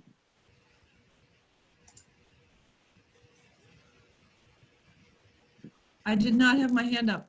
Oh. Your hand is still up from the vote, I think. Still up. From before. You didn't unhand. Right. I just You are the one that controls your hand. Oops, I had my hand up and I just put it down by accident. Ray's got his hand up. I had mine before Bray and I lowered it by accident. That was correct. She had her hand up first. Go ahead, Michelle. Okay, so I like the idea of us taking on having a stewardship plan, but my related question though is I don't remember us voting on calling this an acquisition plan. I thought it was an open space plan. Well, that's part of the deal here as far as splitting this apart. that's what's on the table. Yeah, I'm not totally comfortable with that, so I think we need to really discuss that. Right. Good point. Bray? 2 points. One on, I like the idea of a whole separate stewardship plan. That is one thing over the years the Conservation Commission has briefly talked about, but we've never moved the issue onto the table and actually put something down in writing. And the second thought is that the Conservation Commission really hasn't had a good discussion amongst its members of what do we want the activity level at the stewardship plan to actually commit, let's say, the conservation members to. Because as conservation members come and go, the question is, people that will follow us on the commission in future years, the stewardship plan is moving forward and actually codifying what do we do with the properties we do have. And the question is, how active do we want to be? And so that also should be part of the discussion. But I also agree with Michelle about the overall, we should have, it would be nice to have a separate document as the stewardship plan. I think that's a great idea. But I think we ought to have an open space plan and not necessarily an acquisition plan. So I leave it at that. All right. So my observation is that I certainly support a separate stewardship plan for all the reasons that Ray mentioned, others mentioned. But I do think my recommendation would be more of that we have an open space conservation plan, and part A is dealing with the analysis and acquisition, and part B deals with stewardship. You know, the format is more that keeps it together, and we obviously can relate one to the two. But I kind of agree with Michelle, and I think Bray said the same thing, is, you know, our conservation plans are conservation plan. And I don't want it to see two separate documents. They need to be related, because I think they are related. I mean, I do have some thoughts on things that should be added to the stewardship plan, but I can leave that, I guess, for another time. But at the end, to meet what Bray said, is that we ought to have objectives like you put into the first, or let's call it part A for the second, that those same things are in part B, which then would allow Bray's question to be answered. It says what actions are going to be taken by the Conservation Commission, what actions are being taken by what piece of the town management, right, or departments. So I think there's a lot of work there, but again, I agree with you, it's more of a 2021, and we need to get the first piece done. So that's kind of my kind of take on it.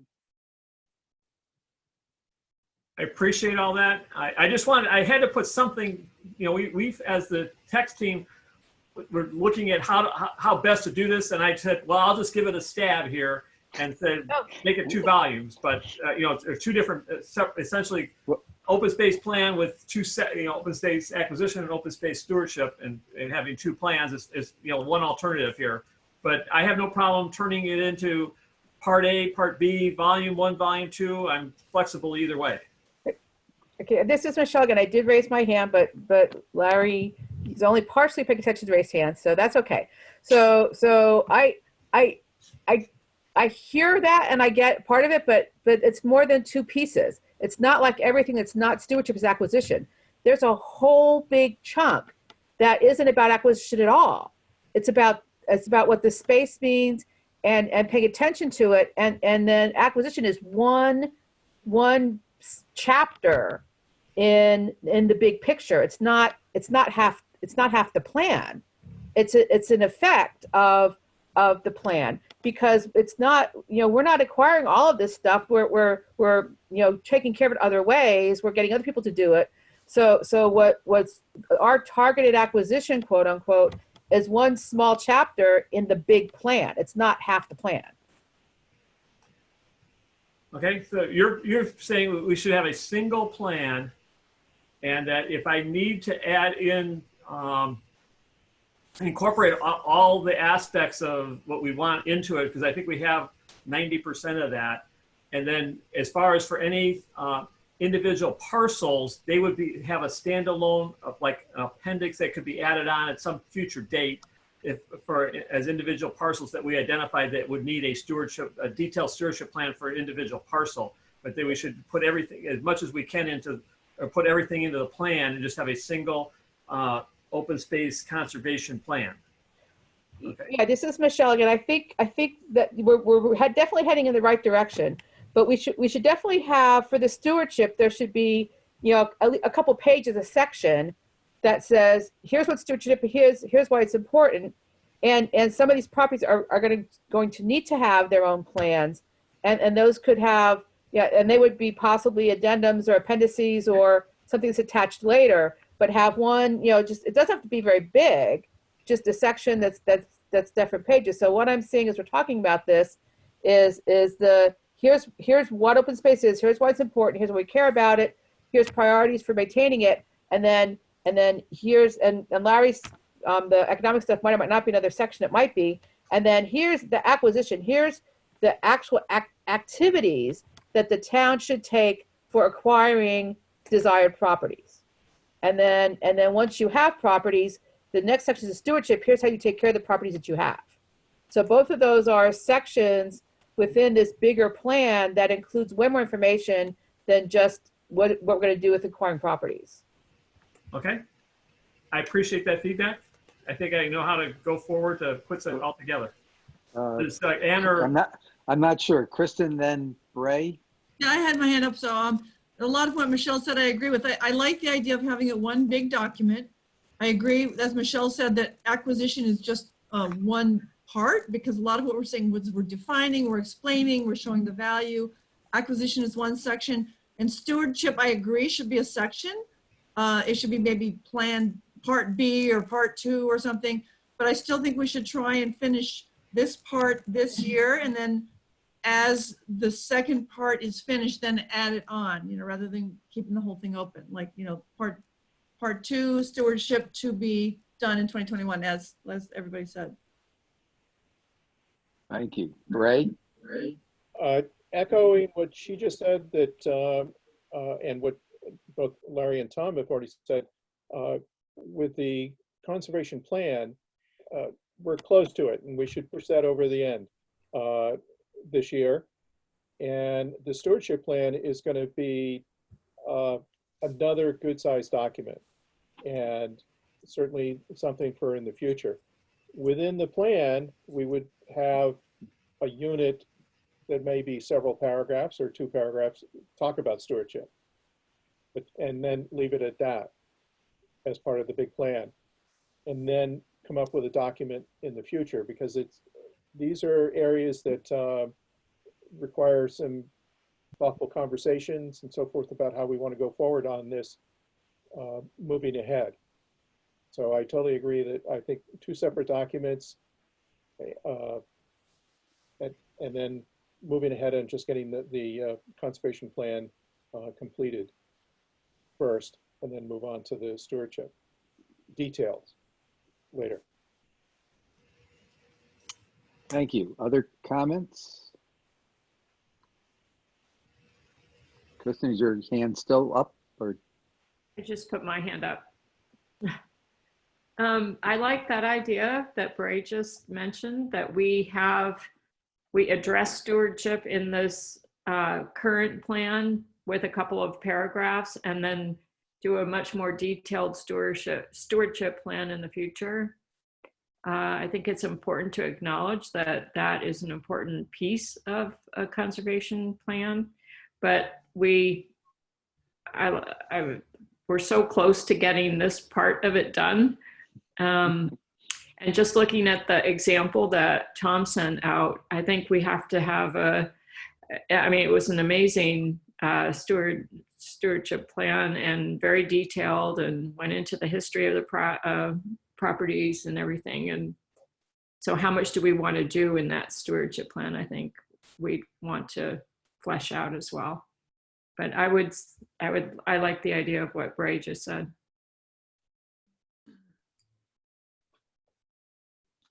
All right, so we're seeing a consensus, I believe. Yep. Right, that agrees that stewardship is important. Matter of fact, it's important enough to have a major document for it. But let's kind of get the books closed on the open space plan, and have a small lead in, and I guess at the end there'd be an action item that says we are going to have a more detailed stewardship plan. Right, in that section at the end, we have objectives and who does what, right? Right, and I know how to, I already got it in my mind how to do that, and that should not be a problem for the next version that we update here coming out of tonight's meeting. I appreciate that insight. That completes the 4 questions that I had for tonight. All right. Michelle. Do you want to address Liz's question before we move into the parcel subcommittee? She has her hand up. Or are you not bringing the? I can go over the answers here. Let me see if I can bring up that document. I don't know that we want to spend, I'm just wondering if that's her question. So. Well, all right. Yeah, we do have the specific answers on all of her questions. I don't want to take the time here to do that, but Okay. I'm okay with just making sure that we'll give Liz, you've been here all the time. We'll give you the ability to at least get a couple of comments in, right? Go ahead. Oh, okay. Well, first, I just want to say I absolutely support Michelle and Bray's comments about making this an overall plan of which acquisition is a part. About our comments, I don't expect you guys to go through, it was 5 pages, every single one in detail. I do have a question going back to the beginning of this discussion. Did I hear correctly that you have decided to adopt the definition by the state of protected and preserved lands as your definition of open space? Is that what I heard? I would say that in the definitions that we list, right now we've added the states protected and preserved. And that the real question is what the data and parcel team is doing relative to their categorization.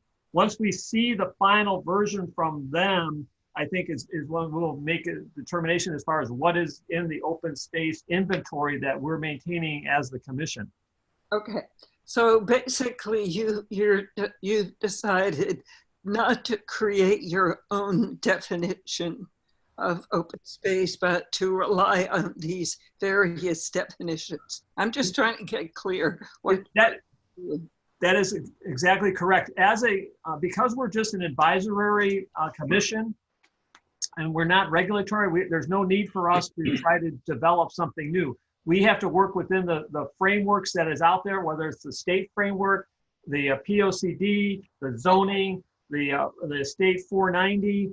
There's a number of, and our actions need to be in line with those different constraints that we have to work with. We understand that. And that's why we picked one and suggested that you take the Planning and Zoning Commission's definition and make that your primary definition. It has a lot of advantages, seems to me, in that it aligns the two commissions and it's a very clear definition and will give you guys clarity also. Appreciate that input. Any feedback on that concept? Well, I think what you heard is that we're going to have a more detailed and expansive inventory, which can be sliced and diced a number of ways, and depending on its use or purpose. So in the plan itself, we've said from day one is permanent. I mean, we wanted to stress the permanency of the property, and that's the overriding pursuit. How that relates to all the individual definitions, remains to be seen. But for now, we're going to have an inventory, and we'll make a decision at a little bit later on exactly how to represent that inventory based upon the perspective from different points of view, whether it's planning, whether it may be the town council or the state or et cetera. So I think we need to have a flexible definition for that purpose. Okay.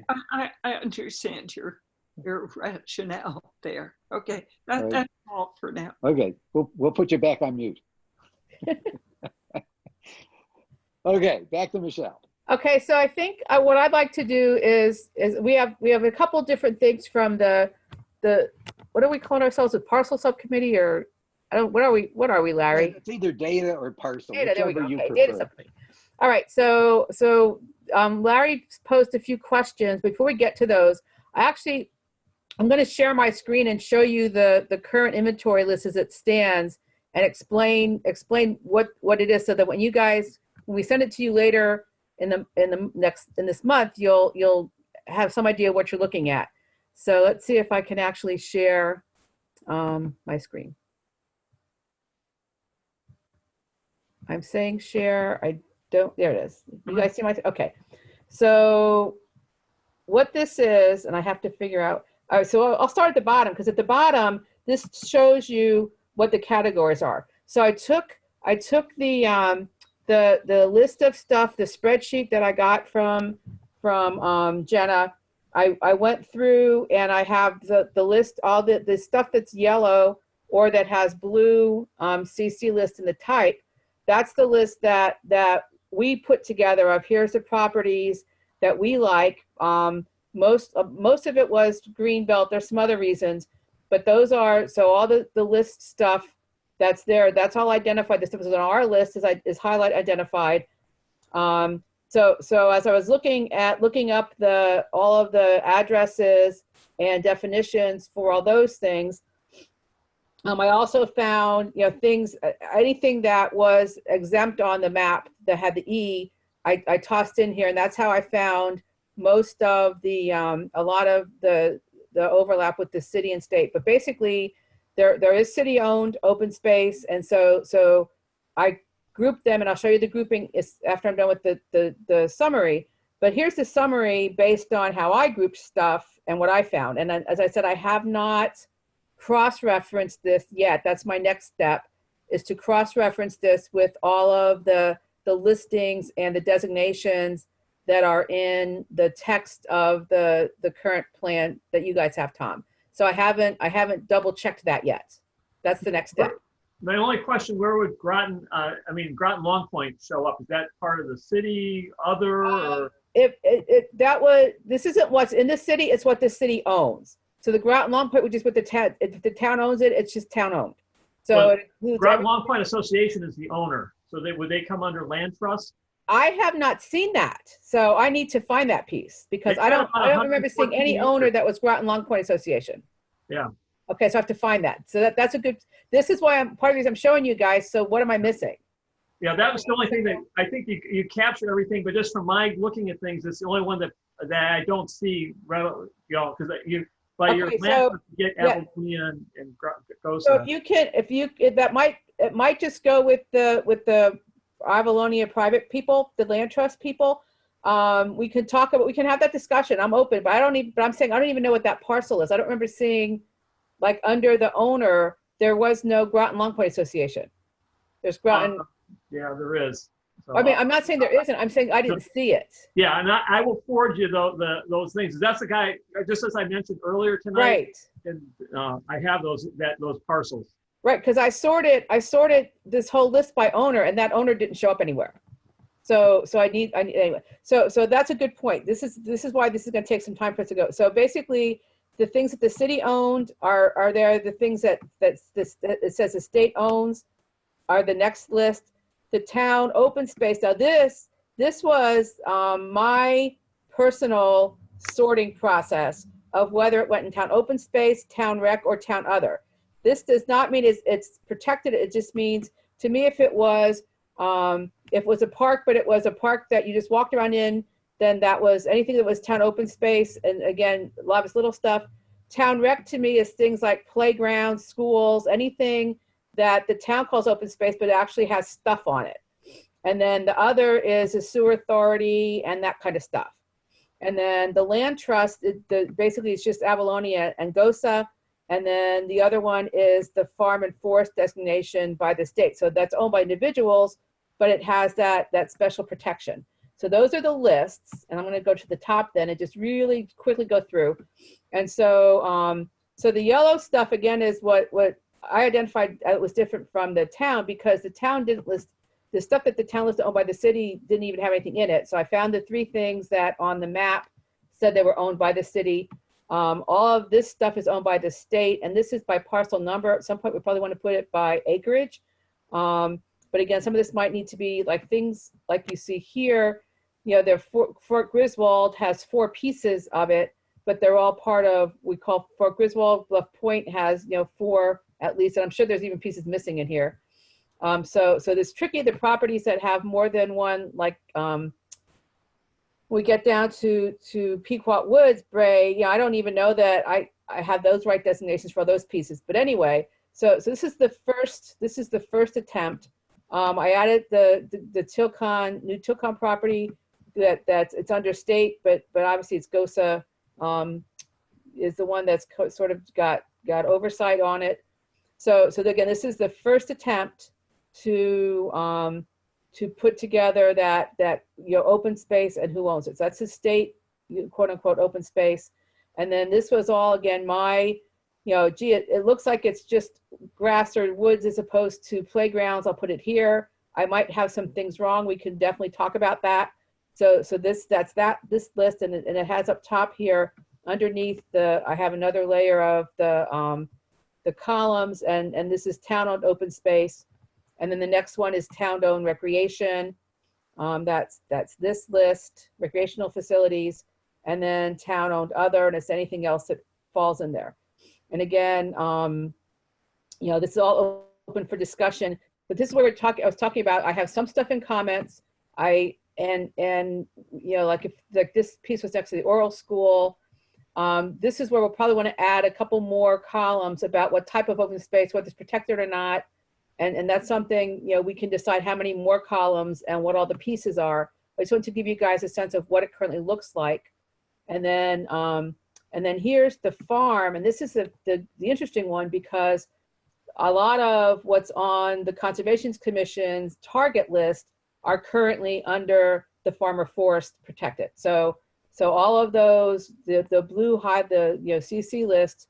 So these are all the farm things that are already semi-protected because they're in the farm and forest. Those are all the ones that are highlighted in blue, and then the ones that we identified that aren't, that are just personally owned, are down here under individual, not farm and forest. So that's what the current breakdown, how the properties are currently broken down. And when we, obviously the data subcommittee will take one more cut at this before we send it to the full committee. But when we do send it out, what my request would be for you to look at it. If there's things obvious to you, well, why is this in there? You're missing this piece of property or whatever. Like Tom, you know a lot of this stuff. Bray's already done a good job with that kind of thing. But certainly, if it's missing pieces, because this is going to become the quote unquote official inventory maintained by the Conservation Commission. So we get to decide, it's our inventory. We get to decide how we want to slice and dice it, and how we want to categorize it. Do we do a couple more subdivisions? However you want to do it, it's open for discussion. But at least now we have, if it's not yet complete, it's really close, of all the properties that in some way, sense, or form belong in this type of list. Okay, so that's any questions before I unshare this. And again, this will be ready for a full discussion at next month's meeting. Okay. All right. No, I appreciate that. I like what's going on. I did pull up, and I can share the Groton Long Point stuff. Okay, good. I'll bring that up real quick here for you. You can kind of see that I just put in Groton Long Point. They actually come up with, there's Groton Long Point and LLC. There's like 3 different terminologies for Groton Long Point. I just pulled the one that I knew had the most. Huh. There's still, you can see the number of parcels that they have. Wow. Yeah, we definitely. So you missed something here. So just let you know. We definitely need to have that as another subsection on the list. Yeah. Okay. So just want to let you know on that one. So is that something that you can easily? I just pulled this up. This is right out of the town GIS. Right, but to actually get those individual, yeah. So I don't know how did you search on that, Tom? Because that's not, I don't. I just type. There's a owner search that says, just type in Groton Long Point. It says owner. Okay. I type in Groton Long Point. Okay. And hit search.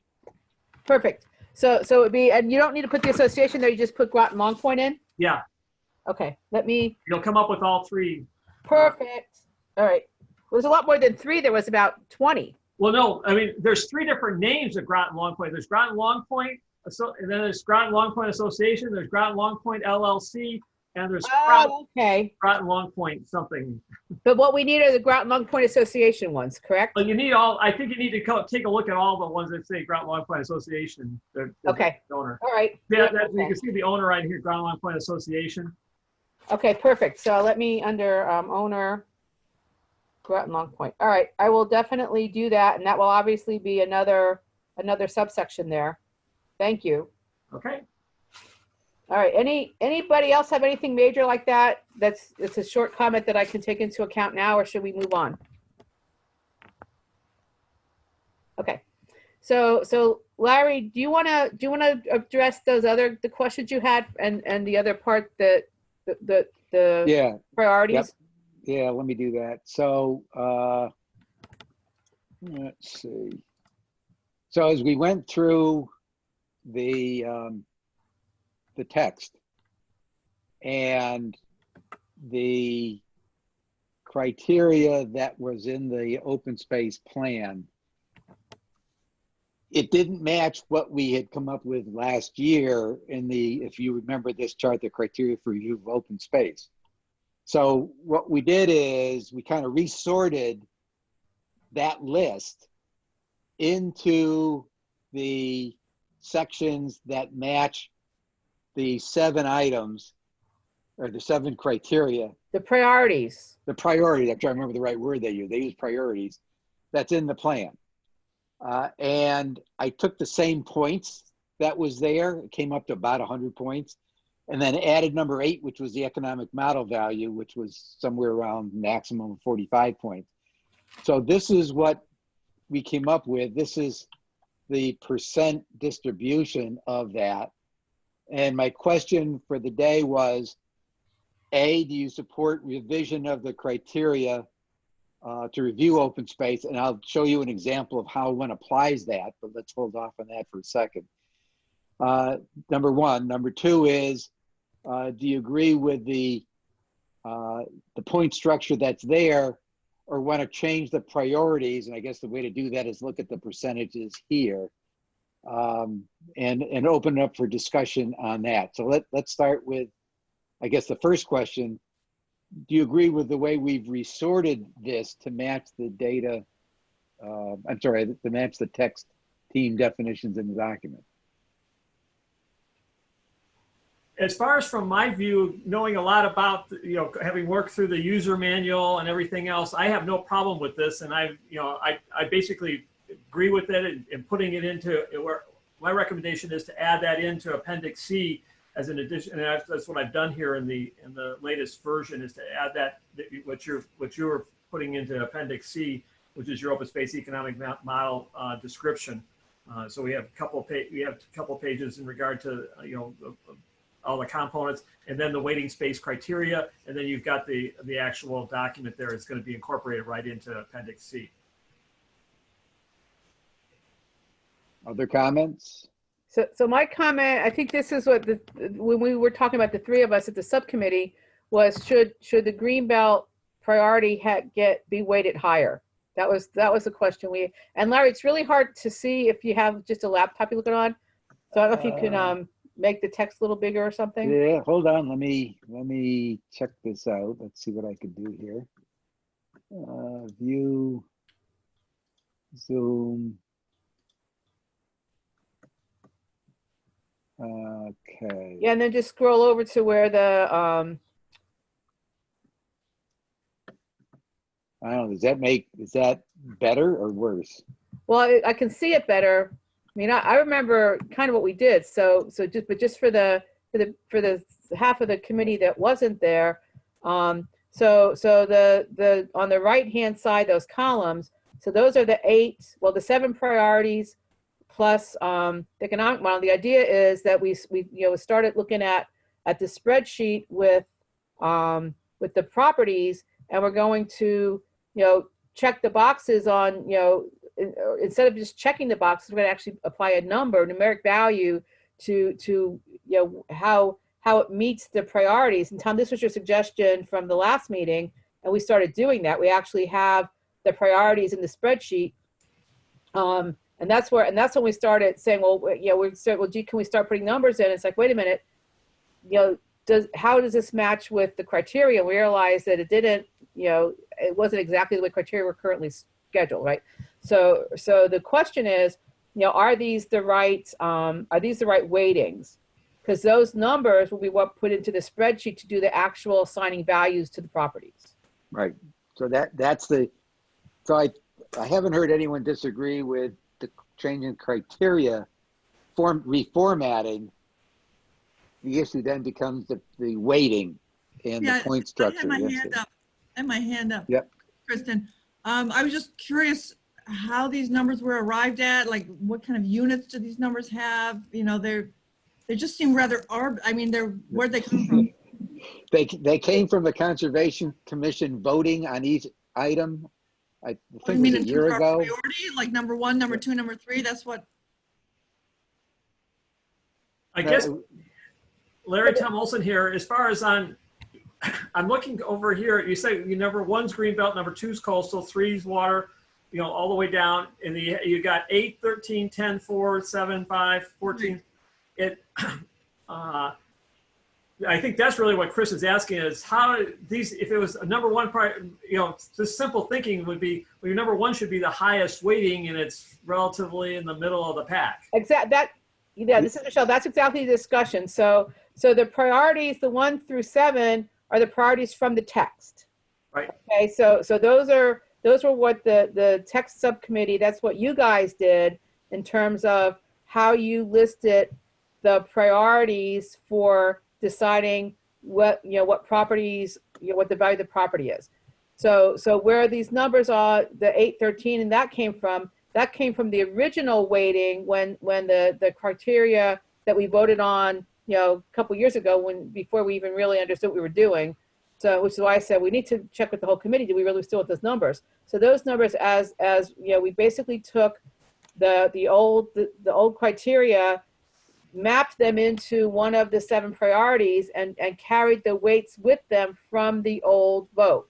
So that's why, that's the point of this discussion is I'm right there with Kristen and Tom. It's like, if greenbelt's the most important thing, how comes it's not the most important numbers? Yeah. So, right. So the question is what do we want to do about these weighting points? What do we do? How we want to change them? That's the question. That's why we brought it. And could I also just add that I know that one of the reasons we prioritize drinking water lower in our scheme was that we knew that was fully protected by the federal government, and there was already like buffer and space in place already, so we didn't have to put it as high. So then you have it as 10. I don't know. This all just seems kind of random. That's why. Number 1, it's not random. Number 2 is we agree it doesn't represent the priorities that were set, and we're asking how do we now change it? Right. So forget the debate about you don't like it. No, I know. What's the recommendation on what it should be? Yeah, that's right. Yeah. This is Michelle again. It's the lack of randomness comes from where these original points were. So if like the coastline, and I know, Larry, you're going to have to maybe move it over a little bit to see the original. That was this stuff. Make column E and F skinnier, and we'll all be able to see it better. Muted myself. So there we go. So basically, the individual line item types of things, we had assigned points to them back when we first did this, and they were sorted a little bit differently. So the current those totals come from totaling together like the coastline. So that consists of 4 line items from before. Now those individual line items had numbers, and Larry just carried the numbers over to add them together. So there were 4 things in coastline, and those add together to that 13. There were 4 things in drinking water that adds up to the 10. The woodlands only has the 1 or 2 things in that, and so those were the numbers. That's where the numbers came from. So the weighting, the numbers, I'll just put an 8 there. It just happened to be that greenbelt had 2 things from the old version, and each of those things was worth 4 points before. That's where those numbers came from. Right, and it was voted upon and agreed to, which is why I didn't want to arbitrarily change it without bringing it to the full commission. Although Can I ask a question? Yes. Sorry. So I think I heard that people are trying to understand why it's 8 for green belt, and since that's the highest priority, it's not coming out higher. And Michelle, I think you just addressed it because, under coastline, you have 4 things. I think you have to come up with one number, no matter how many different criteria you have, either by average. So this would be 4, this wouldn't, this would be one number for coastline, this would be one number, Right. and then you get a that's priority. Yep, that's the point. So one way of doing it is say, look, what's the percentage that we want to find here, and then we could back into a point structure. Yeah. So I would say focus here. So if you're getting 50, if you got 58 points to deal with, how much do you want to assign to Greenbelt as number 1 priority? Oh. Right? How much you want to assign, in total, right? Then don't worry about this stuff right now, right? We get this, then I can take a whack at this. Can I just ask, what is the point of having these numbers assigned in the first place? I will show you that. Hold on. That might help, Larry. Okay. Show the rest of people how we're going to use this. All right. Yeah. Where's my share? What happened to my share thing? Your Sherpa? My share. What happened to? Kristen, are you really at the beach, or is that just a background you put up behind yourself? That makes me feel like I'm at the beach. Yes. Okay, that's what I thought. It's kind of cool. Oh, I know. It makes me happy when I see myself there. Makes me feel like I'm on vacation. I like it. What a great idea. Hey, Bruce, can you get me out of sharing somehow? I lost it on my screen. Force me to stop sharing. Okay, I can do that. Okay. I think I can. You should be able to. We're still seeing you. Yeah, he's trying to find it. Yeah, I'm trying to figure. Yeah, it disappeared from my screen. Did you try moving your mouse around for it to show up? Because that's what I did. It's on the bottom. It's on the bottom of the, the very bottom of the screen. It should be. Yeah, see, mine was on the top. Okay. Anyway. All Yeah. right. Yay. I got it back. All right. So let me now go to this. Okay. So this is where we kind of came from. So you recall all the list that these were out of all those lists. These were the number of items that we had an acquisition target on. Remember those? We were in maps and looked at all the different parcels. Right, and those are the blue, the highlighted blue CC list on the other thing. That's these things. Yeah. So this was the economic. I ran them through the model, and those are the dollar values for it. Then we took, right, Greenbelt, coastline. These are the native flora and fauna, national heritage, recreation, etc. Right. So as we went through this, we started with yeses and nos and said, well, that's not going to help us. So I said, well, we need to put a number in here to be able to properly say, oh, this particular parcel has a higher value than this other parcel. Okay. Mm-hmm. So we wanted to put a number in here, and then that went back to the criteria sheet, right, which we were on. So let me stop sharing, go back to the... I was going to say, see if anybody had questions before you left that one. But I have a comment. Just back on that spreadsheet we were just on, it seemed like you have column 1 is Greenbelt, column 2, and go to the right. Okay, yeah. Yep. Greenbelt, coastline, water resources. And it looks like you valued them 1, 2, 3, 4, 5, 6, 7, 8. No. All you have to do is reverse the point values, and the thing that we thought is most important to have the 8 points, and the things that are less important to have 8, 7, 6, to have it go down in. No, this is just those are points. That's priority number. Okay. Points. Priority number right? has the highest points, right? Okay. No, I don't know. We don't know. Those, yeah, I'm sorry. This is Michelle. The things in parentheses aren't points. Those were to cross-reference it to the priorities. Yeah. So number 1, the first on this was Greenbelt. I get that. Those are the priorities. I get it. Okay. If you signed a point value in reverse, in other words, have Greenbelt be 8 in terms of points, coastline 7, whatever the sequence of priorities is, just assign point values in reverse, no? Well, that's what we're asking, what you want those numbers to be. So now if Larry goes back to the other spreadsheet, 87654. so if we have 56 points, do we make it, 12, 10, 8, 6, 4, 2, or do we make it, what do you want those numbers to be? That's the question. I think they should be close together. Like, they shouldn't be spread out, because if something is 12 versus 4, that's a big spread. Like if you put 4 points between things, you're going to get a bigger spread. Maybe that's what you want. I don't know. Well, that's the question. I mean, you could have one thing with 12 points outweigh 3 things with 4 points. So, well, maybe it does. Well, maybe if the points are closer, though, you'll have a truer sense of the proximity of their value. All right. So you're So my you're trying to question weight was, where we started, Right. is this, right? And I mean, your suggestion was Well, was go this. ahead and put our numbers right? in, see what happens. Right, there you go. That's what I'm So talking that about. was If that was if your that was our priority, then just back it out. Okay, go ahead. I mean that's what you just said, right? Just do Yeah, that, that's what I right? said, yeah.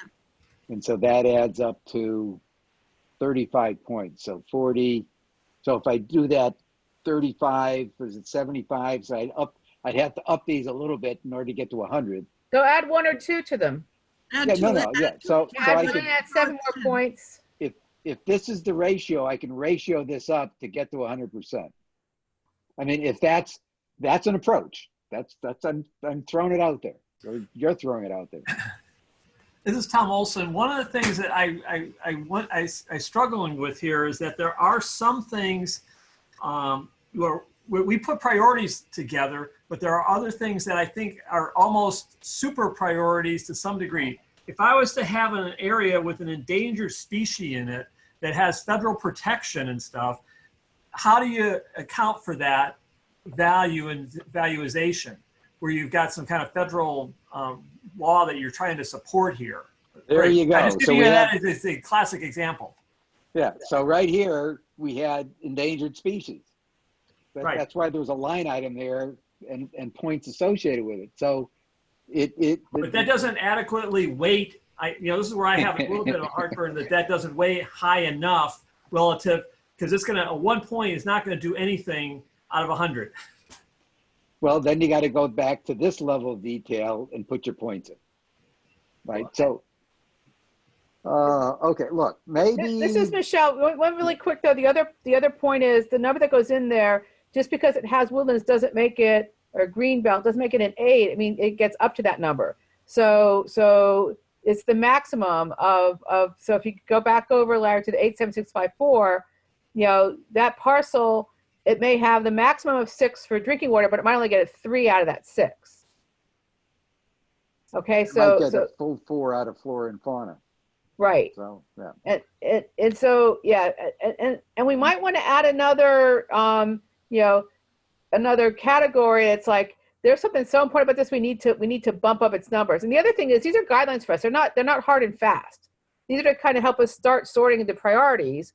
And we can always, have a one-off or whatever that says, well, this may have got low priority, but we agree that this should be a higher priority. There's nothing stopping us from doing that. So is this for our internal use, or is this in the document? That, because once it's in a document, people will think that it's kind of the gospel and this is what it has to be. So no, this is, Michelle, this is absolutely for our use. This is assigning value to specific parcels. We don't even mention specific parcels in the document. Right, okay. So is this We going don't, in? but, This going well, to be in the document?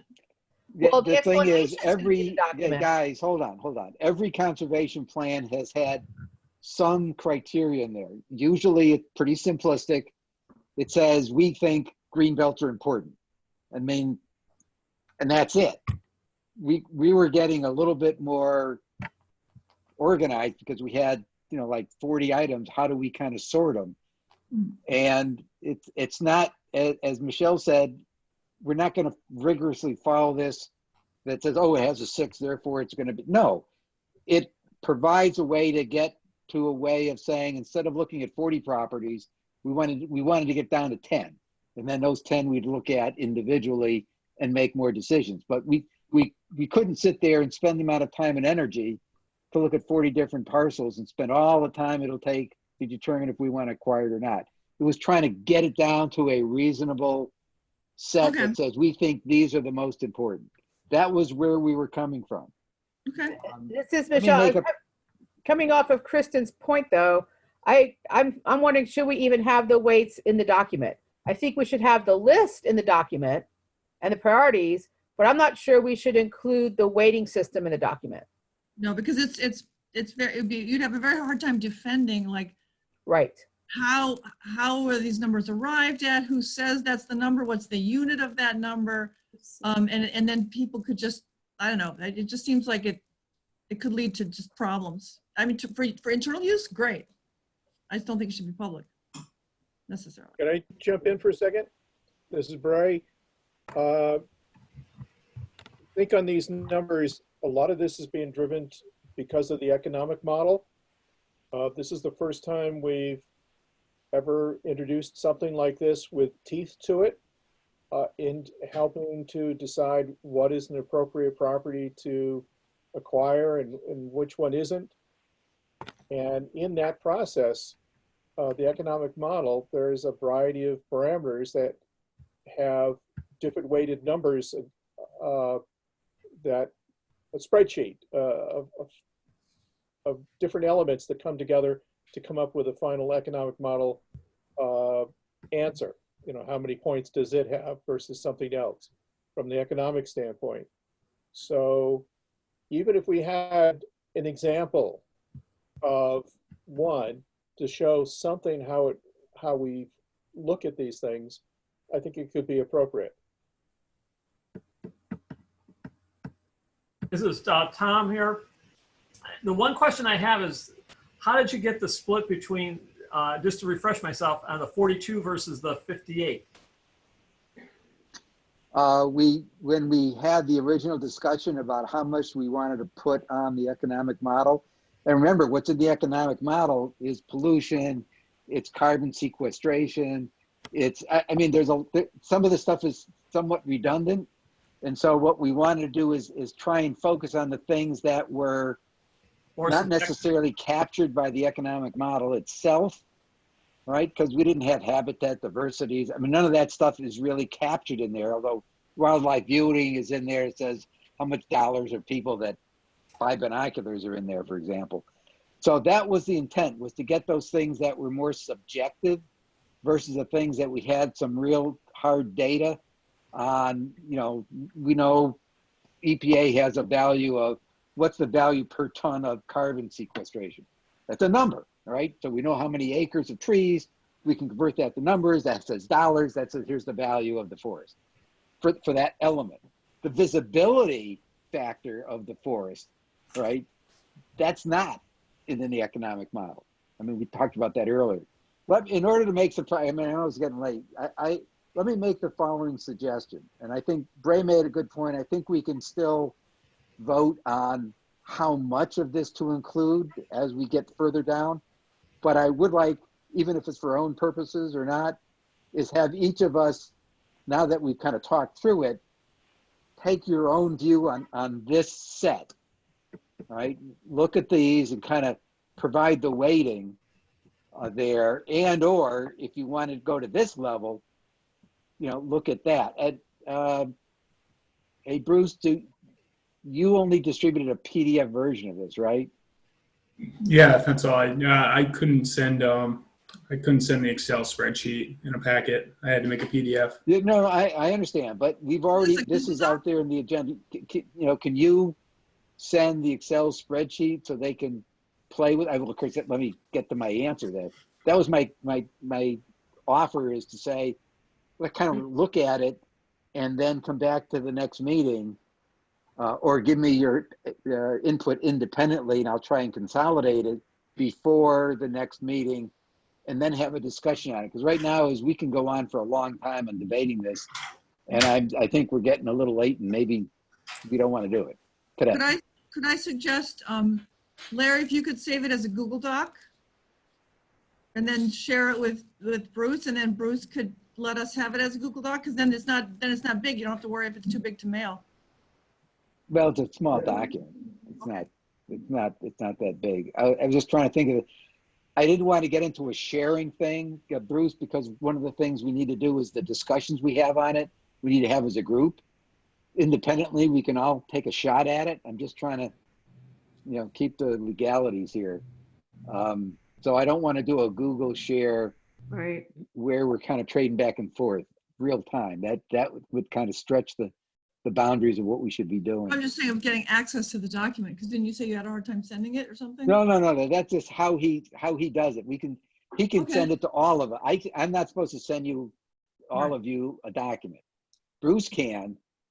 And so if he does that for the spreadsheet, you can load the spreadsheet, and then rather than the PDF, which is difficult to work with, you got a spreadsheet to work with. It's the same data, right? Right. So I think it'd be okay. And it's not too big to send. It's just an Excel spreadsheet. With the program we have for the agenda packets, it just doesn't accept that. So I had to make like a static copy of it. But yeah, you should all be able to get that spreadsheet. I'll send it out right after the meeting. Hi, this is Ann. Can I just make a comment or I have a question actually. Sure. Larry, just a quick question on these numbers are on the left side of the spreadsheet. So the 4, yeah. What is there a legend for what 1 and does it just go up to 4? Is that the highest? Yes, 4 was that. Remember, this was, I think the only one there was Bray and myself. I think we're the only one there when we first created this. I'm trying to remember now. Because it was a while ago. And so we agreed upon a 1 to 4. With 4 being rating. like the best, the Yeah, highest? 4, yes. Okay. Yep. Now, it doesn't say we need to do that. We can make 1 to 10. I mean, again, if we're reopening the criteria, we can reopen the criteria. Right, Yeah. okay. Well, no, even that, sorry. It'll be incredibly helpful to have the spreadsheet and kind of start playing with it. Yeah, that's what I thought. Yep. Yeah, thank And you. I like the idea of just adding a key.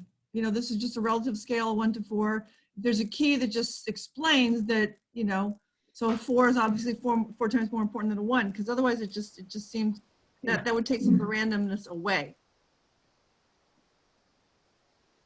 But Tom, you have a hand up? I agree with, it's just two things that came to my mind is should we be putting in an additional criteria in here for a slop area, okay? So if you had a special consideration that you assign maybe 10 or 15, 20 points that out of your 100 is more totally subjective, okay? We've got, you got your economic model portion, you've got the Conservation Commission priority objective priority portion, and then you could have a third portion of a special considerations. That's one thing that's missing out of this whole thing that I see right now. I just Yeah, offered that. other or unforeseen or something. Yes, yeah, just like I gave you the example, of endangered species. Well, maybe there's something, this is a town council priority, or this state funding is available for this particular issue, or this person wants to donate this at no cost. Something that we could, at least have some kind of, at least there would be a consideration to be taken into the overall evaluation. I just offered that as an additional thing. If you're really, would you be willing, when I get the spreadsheet, I can take a look at, how it maneuvers in putting that in there. We have the 8 priorities that we have. We have your economic model, or your 7 priorities plus the economic model. But I mean, maybe a special consideration area. I think I'm going to add into that, unless you tell me don't do that. No, I think you should all take a whack at this because it needs to be a group a group exercise, if you will. Okay. Thank you. All right. So I think I heard is everybody is willing to go offline and do this and have it for our next meeting. and then we'll debate it with more after you put more thought into it rather than trying to do it here. Okay. All right. So that would be a follow-up. So the follow-up there, Bruce, is pretty simple on your part. You just ship out the Excel spreadsheet to the commission. Yeah, I already did. All right. And with a agenda item to revisit this at the, what the heck is this? June meeting? June. Oh, Yes. at the June meeting. All right. All right. Whew. I think that goes through the agenda. I have no report of chair. I gave it out there. Report of staff. I don't have anything. Can you Don't have unshare, anything. Larry, so we can see more stuff on the screen? Oh, hold on. I'm sorry. Let me stop sharing. There we go. Okay.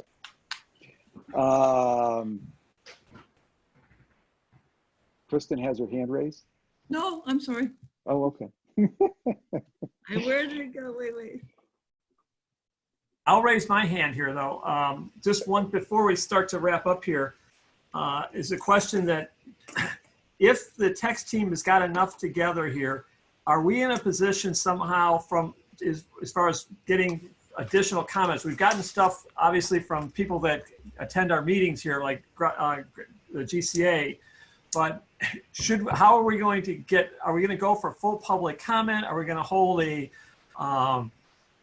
some type of workshop? Or do we just want to post this and then inform other organizations such as Groton Long Point Association, City Groton Conservation Commission, Avalonia, and GOSA and stuff as far as for getting comments once I think the text is fairly close based on tonight's thing that I could have something together here with the text team. We can meet next week and early and have something available here by the 15th to at least be able to be maybe to post it. I mean, that's what I take a look at what the Planning and Zoning Commission, when they were going through the zoning reg versions, they actually had a portion of the Planning and Development website that they could post things to and then get public comments.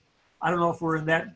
I think we're getting very close to that to get some additional comments in here. And if are we going to, or what's going to be our game plan on way forward with the plan as far as, not that it's required, but are we willing to go off and take a look at that? Well, I think in our earlier discussions on that topic, we said a couple things. We wanted to reach out to the collaborative organizations for their feedback. That's one thing.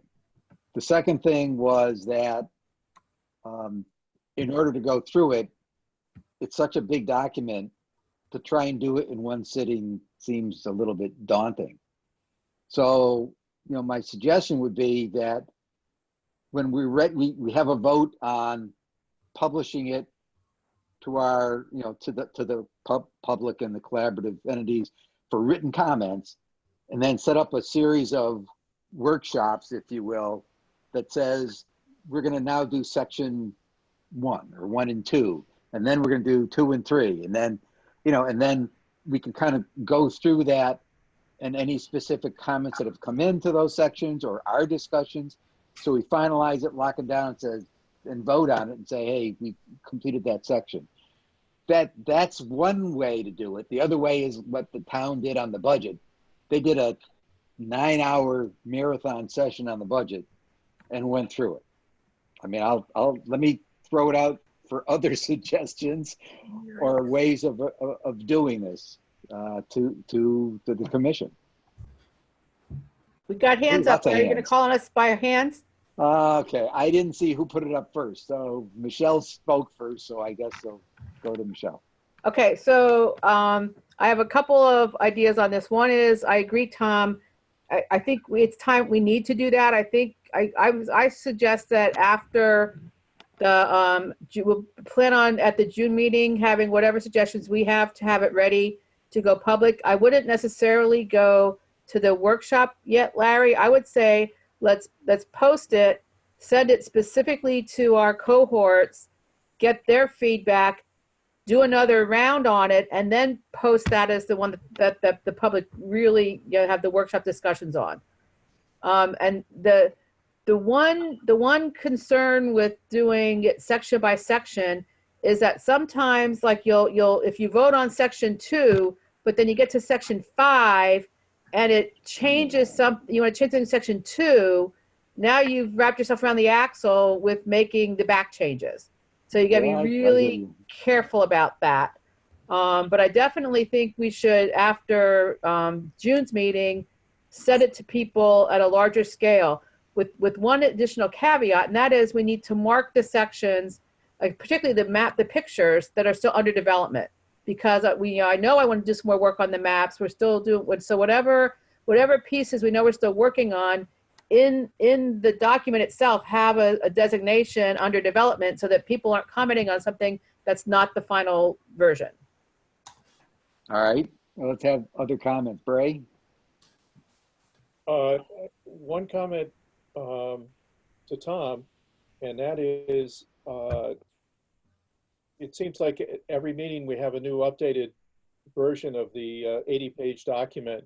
And when I start to read it, and all of a sudden I've got, by the time I get through, I got another version that comes up, and I just get overwhelmed. You know, it's not going well.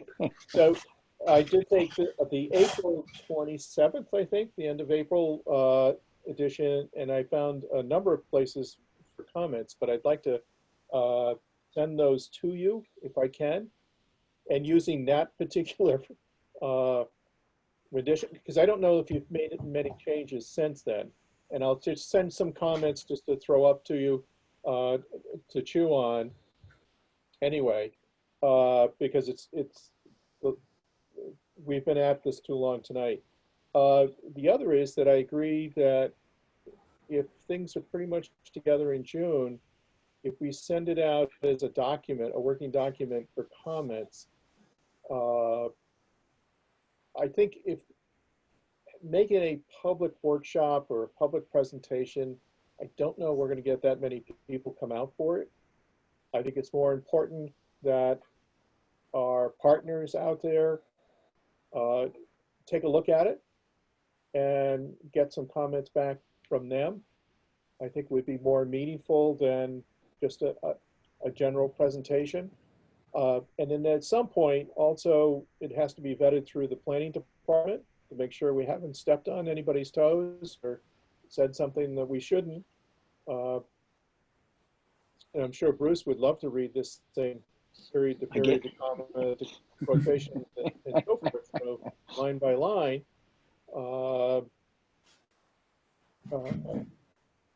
Without spell check, because he's so good at it. You know, and to get their input also, because that's another place that we talked about. Tom's been writing about the plan of conservation as being an important sort of guide of how we're going to structure stuff or words things, you know, what was said in the plan of development. So as we've put out something, then it needs to bounce back to the planning department who put the OCD together, you know, get their input also before we get to a point where we're ready for the prime time, if you will, whatever that ending might be. My thoughts. Thank you. Other comments? I would just, I agree with Bray that I think the planning department should look at it. I think I should read it. I think John should read it. I definitely think Deb Jones should look at it. You know, she's been around a long time, and I think she could really add a lot to it. I think, and I don't know how the commission would like to do this, but it's either, you know, you get some comments from, you know, official comments from, you know, the groups you talked about, you know, Groton Long Point Conservation Commission, the City Conservation Commission, and then incorporate those comments into a more finalized first draft, so to say, and then send that to the planning department. I also think that you may want to consider sending this to the Economic Development Commission and also certainly I would recommend sending this to the Planning and Zoning Commission because a lot of this ties into the POCD. There's some action items for the Planning and Zoning Commission. Yeah, a lot of it goes into the work they've already done, and I think it would be appropriate for them to comment on it too. But the only way to receive comments from them would be through putting it on one of their agendas and them kind of speaking out in the public about the plan and kind of commenting on it then. And at which time, one or more of you could present it at the meeting. And then going forward, it might be good, if you did want to get it adopted by the town council, you don't need to. It'd be good to have those comments from the town boards and commissions too. So I don't know what the timeline you're all thinking on that is, but those are some steps I would suggest before you finalize it. Well, point of order, Bruce. If we consider this to be a staff internal document, could we not submit it to the planning department? I'm putting the commissions as a separate entity without having it made public, then go to the, let's call it a more public phase, which would be collaborative entities, which would include the Economic Development Commission, because now you're into the public domain, not town staff, and then go to the public.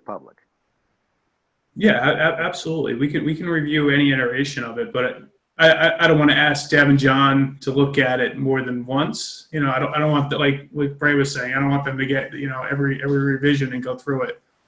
But we can certainly look at that before it goes public to the commissions. Yes. Well, my thing is there's some fundamental aspects of it that it'd be worthwhile to get. Now, we don't have to accept the input because we're still an advisory commission, right? Which reports up to the town manager and then to the town council. But if we're doing something that, that's like, oh my God, what the hell are you guys doing? I don't know. Other comments? That time were you raising your hand? I have my hand up. Oh, your head. KJ. Yeah, so I agree. I think it will be valuable for us to get input from some of these people who are well invested in the town and know a lot, and get that input back and incorporate it or not incorporate it as we see fit. I think we should do that soon, and maybe after the June meeting, have a plan to send it out, and maybe we overlooked something or didn't understand something properly. We really need that input back, and then we can go to the public with it. There's a lot of stakeholders in this, and I think they all, want to have, I think like GCA's input has been really valuable, so like there's just an example of getting good input. I'll take my hand down now. Okay, Tom? I guess my question would be to Bray.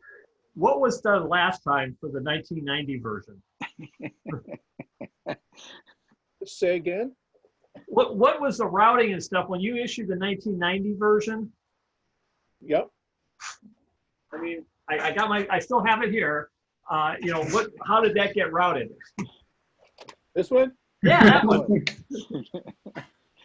It went through the planning department. So that was it? So that was yes, that was it. So once we put it together, because it is part of the town and a town's commission producing a document, we wanted to make sure that it was going to get blessed by the town and not blown up in our face. So once we put it together, then in order to distribute it as, let's say, in this form, we asked the town to allocate some money in the town budget to produce it and run off X number of copies. If that's what the commission will decide to do with this one. But that was before the age of the internet, though, Bray. Papyrus. It was squid ink that we used for pens. Yes, it was back in those days. He had a Mimeo machine. Nothing wrong with them. It worked sometimes. Okay, I think what I'm hearing is that we need to do this in a series of phases, and that the most important phase might be with the planning department to just make sure we're not going this way versus that way. I mean, it's been in the quote public domain, but you're right, only 2 or 3 people ever looked at it.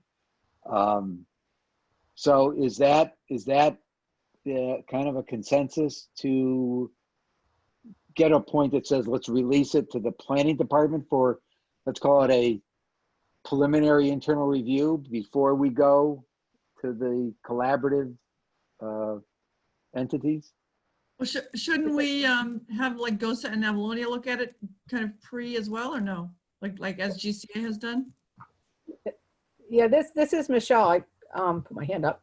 I think if we only want the planning commission or the planning department to look at it once, we don't want them to look at it first. So I think part of the discussion at the next meeting, because it's going on 8 o'clock, that on the the part of the discussion is not only is it ready to go out, but what is our plan for who it goes to when. I think we could all think about it, and then at the June meeting we can make that decision on how and when it gets released to which entities. So I think the suggestion is to have the text committee say we have a releasable document to somebody, right? And at the next meeting, determine who that somebody, have the debate on who that first somebody is. Is that what I heard? Yes. And as far as from the text committee, I'll coordinate getting something together here. I look forward to Bray's comments and anybody else that has stuff. We're working off the 27th of April version right now and taking comments, and we'll have, the text team will meet over the course of next week, and we'll try to have something out here by mid-month. I'm not looking for much more changes at this point. Well, Bray doesn't want to read anymore anyway, so. Okay, so I think we've got a consensus that we'll wait on the text committee to, I won't say finalize, to have a first formal draft, maybe call it that. Formal draft, okay. All right, and then we will decide as a group who that goes to first. For us to comment on it, by definition, it's in the public domain, isn't that right, Bruce? For you to say that again? For us to even to have a final draft, for it to go to the commission, it's actually part of the agenda that's out there. So it's advertised, other than if somebody wants to go look for it, but it's actually kind of out there. But we're not formally asking anyone for input. Right. I mean, it's been out there. I mean, the latest version was in the packet. If anyone wanted to find it, they could. It's just they could. Yeah. No, I don't think many people do. Yeah. Yeah. I that's what I said. So we would formally then request feedback on that final draft. Is kind of what I'm hearing. And the question is, who does that go to? And you're all going to think about that, for the next meeting. Yeah, I would suggest a vote along with a cover memo, from the commission, a vote to send this to whoever you decide to send it to, and just a brief cover memo on what it is and maybe, a couple things you'd like them to look at. And as far as from the text committee, we'll put that draft together and also have it consolidated between the 3 of us. We'll give you a list of recommended forwarding locations. Super. I would now like to entertain a motion to close the meeting. Don't all talk at once. Somebody's got to do it. I can't. I move that we adjourn. Second. Any discussion? All in favor? Raise. You want the hands? See everyone except the hand. Okay, that's unanimous. That's unanimous. Thank you very much, folks, and we will see you in June. All right. Thanks, everybody. Stay safe. Thank you. Bye. Tom and Ann, should we set up a meeting? Yeah, same thing, Larry and Bray. We need to set one up too. Yep. All right, make a proposal, Michelle, and I'll, Okay. all right, Yeah, thank you. send us a proposal. Because Yes, I will. we'll lose each other as soon as Larry. Yep. Okay, sounds good. Bye. Bye. Bye. Bye-bye. Be safe.